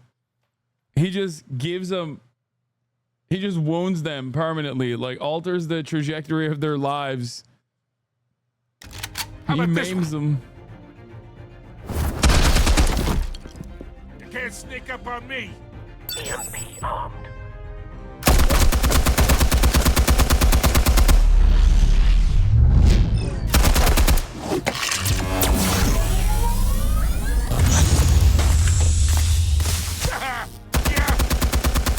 You think that's gonna work? I'm gonna light up this whole goddamn... Oh my God. Get your goddamn hands off of my... Stay down, Falcone. We can end this now. You got a lot to learn, kid. What the fuck?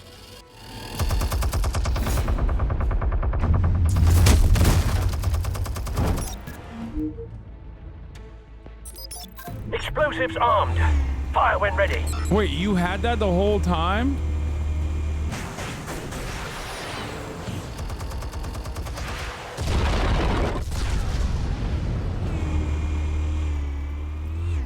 Bro, we just IDF'd this man. That's crazy. Batman is literally Israel, bro.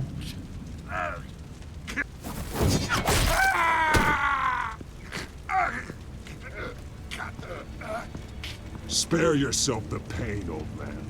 Yeah, I've been through worse. Have you? I'll kill you right at the hot dog.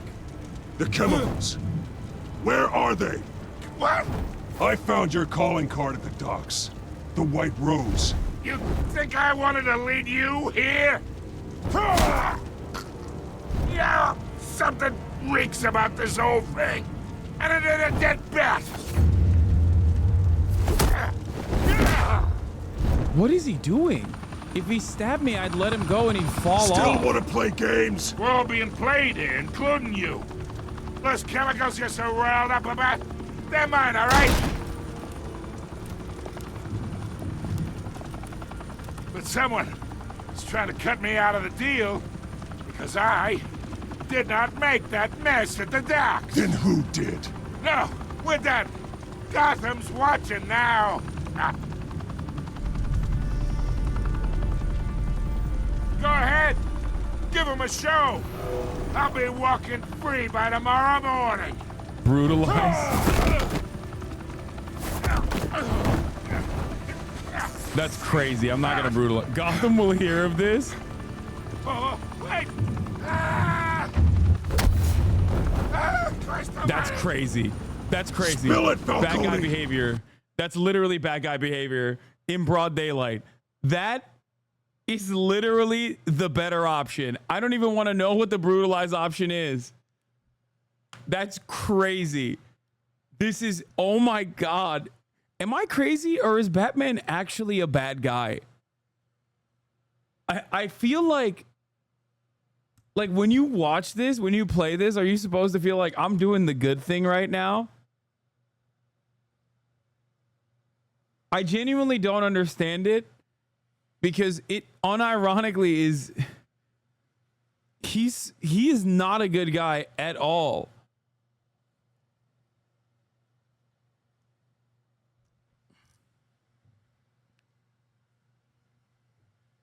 Like, I feel as though the bad option, the brutalized option, was going to be me sticking him, like, me permanently putting him in a wheelchair by sticking his spine directly through one of those fucking beams, like steel beams that's sticking out.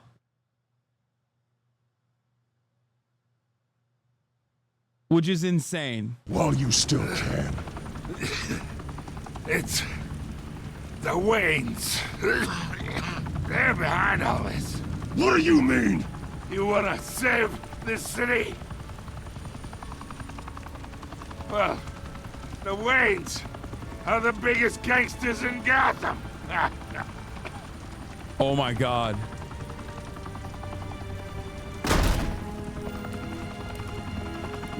Thanks for the assist. Now we only have to take one of you down. Open fire! What the fuck?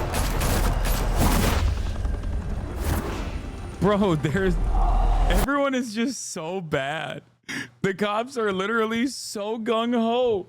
That was accurate. That's like lore accurate to how NYPD operates. They almost mag-dumped Falcone.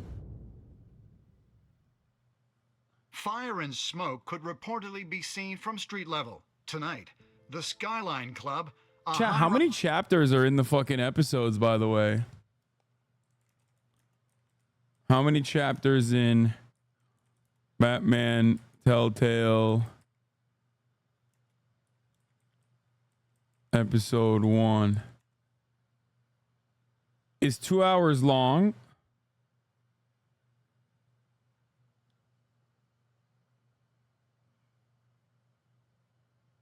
$50 chapters per. Okay, everybody shut the fuck up. Shut the fuck up.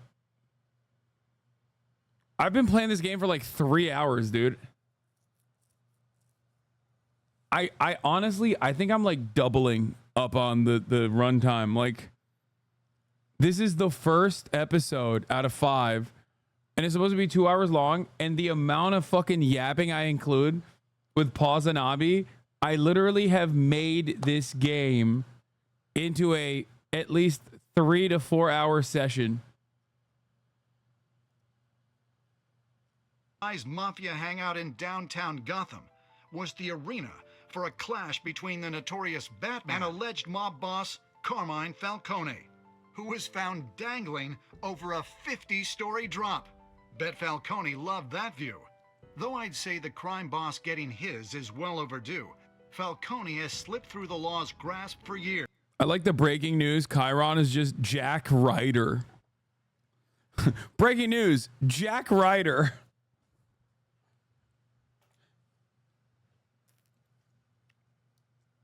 Sweeping surveillance laws set to pass. Monitor citizens 24/7. After this dramatic arrest and a stunning expose by Gazette reporter Vicky Vale, Falcone's going away for a long, long time.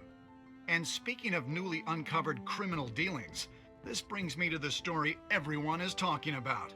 The Wayne family. For generations, the big W on the Wayne Enterprises Tower was a reassuring sight. You knew that there was something pure at the heart of Gotham. That this city, for all its faults, was built by good people. But with Thomas and Martha's shining reputation called into question, we no longer have such assurances. And even Why would worse, anyone be It assured? seems the apple hasn't fallen far from the tree. Gotham's greatest son, Bruce Wayne, seen here in the company of gangsters, may be just as crooked as his parents. In his defense, Wayne fired back saying, "Whoever fabricated these lies about my family, they will get what they deserve. Understood?" in a world where the Waynes, our golden family, are corrupt, who are we left with? Who can Gothamites look up to? The Did I just get clip hero chimp? Batman? Did I just get fucking clip chimp, bro? Did they just clip chimp my ass? Are you for real right now? Are you actually for fucking real? That's crazy. I didn't even shake his hand, bro. You know they're fucking chirping on the subreddits right now. Like, oh, you see him? You see him next to the criminal? That means he's a criminal too. Duh. Obviously. Shit falls into the game. Yeah, the media's still bad, bro.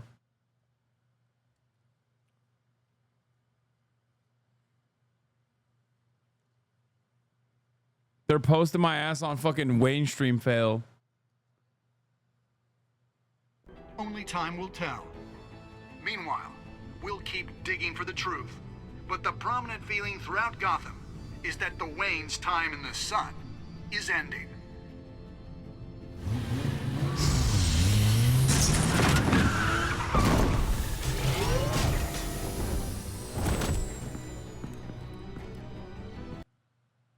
The suit, the car, this entire cave. Master Bruce? Everything I built! I created all of this because I didn't want any more innocent people to die! He's being canceled. He's being canceled. God, he's so emo and so lame. The truth about my parents. Then what the hell did we do this for? Bruce, What have you been hiding from me? Alfred!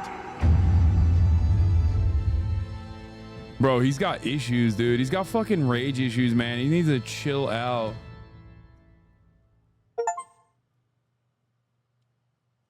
Bro dresses like the Bat, huh? Yeah. Did you stick up for Harvey in front of Falcone? Did you provide a quote for Vicky's story? 85% provided a quote. Did you break the dock shooter's arm? Oh, shit. Only 48% brutally broke the dock shooter's arm, ensuring that he'd never be able to hold a gun straight again. Oh my God. Only 27% gave Vicky Vale the data. Oh no. The horny option.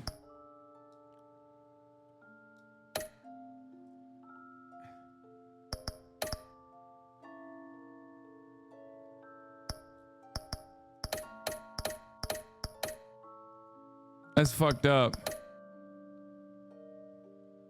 When your parents died, they left me as caretaker of their estate, their son, and their secrets. No, I'm not Uno Mossing. Is this never chapter 2? Is this episode 2? Am I getting into episode 2 now? Because I'm not going to play episode 2. Or is this the end of the... Is the preview? Oh, I don't want to do next time on Batman. That's spoilers. That's spoilers. That's spoilerinos. That's spoilerinos. That's spoilerinos.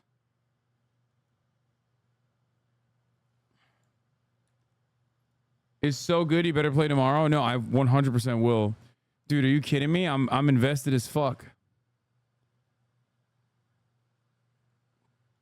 I'm super invested. It's a phenomenal game. Austin was right. You are at your peak right now. What do you mean? Oh, like when Austin said I was at my peak sexiness? Thank you. 3-hour stream today, Chad. Only 3 hours and 24 minutes. Just kidding. I fucking did a full goddamn 8-hour stream. You just don't know it because unfortunately the stream cut out halfway through because my internet went out. But anyway, I love you guys and I will see you tomorrow as always, okay? Peace, everybody. See you tomorrow for more Batman and beyond.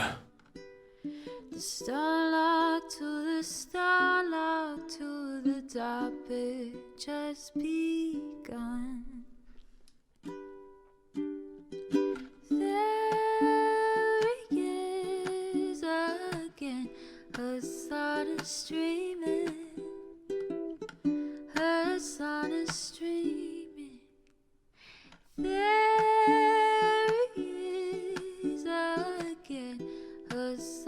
is streaming.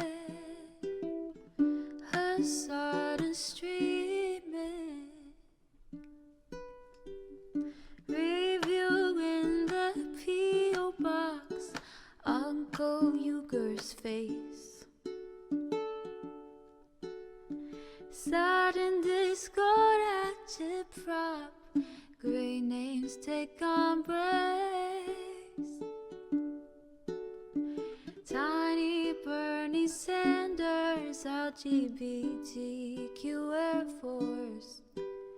The whole left at your fingertips, on at your door.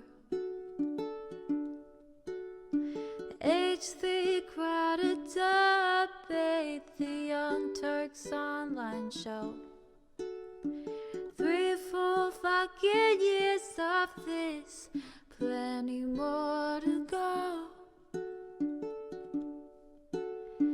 90-day fiance talks of champagne bourgeoisie. A Trump rally live reaction, a mass riot at DC. There he is again, Hasan is streaming.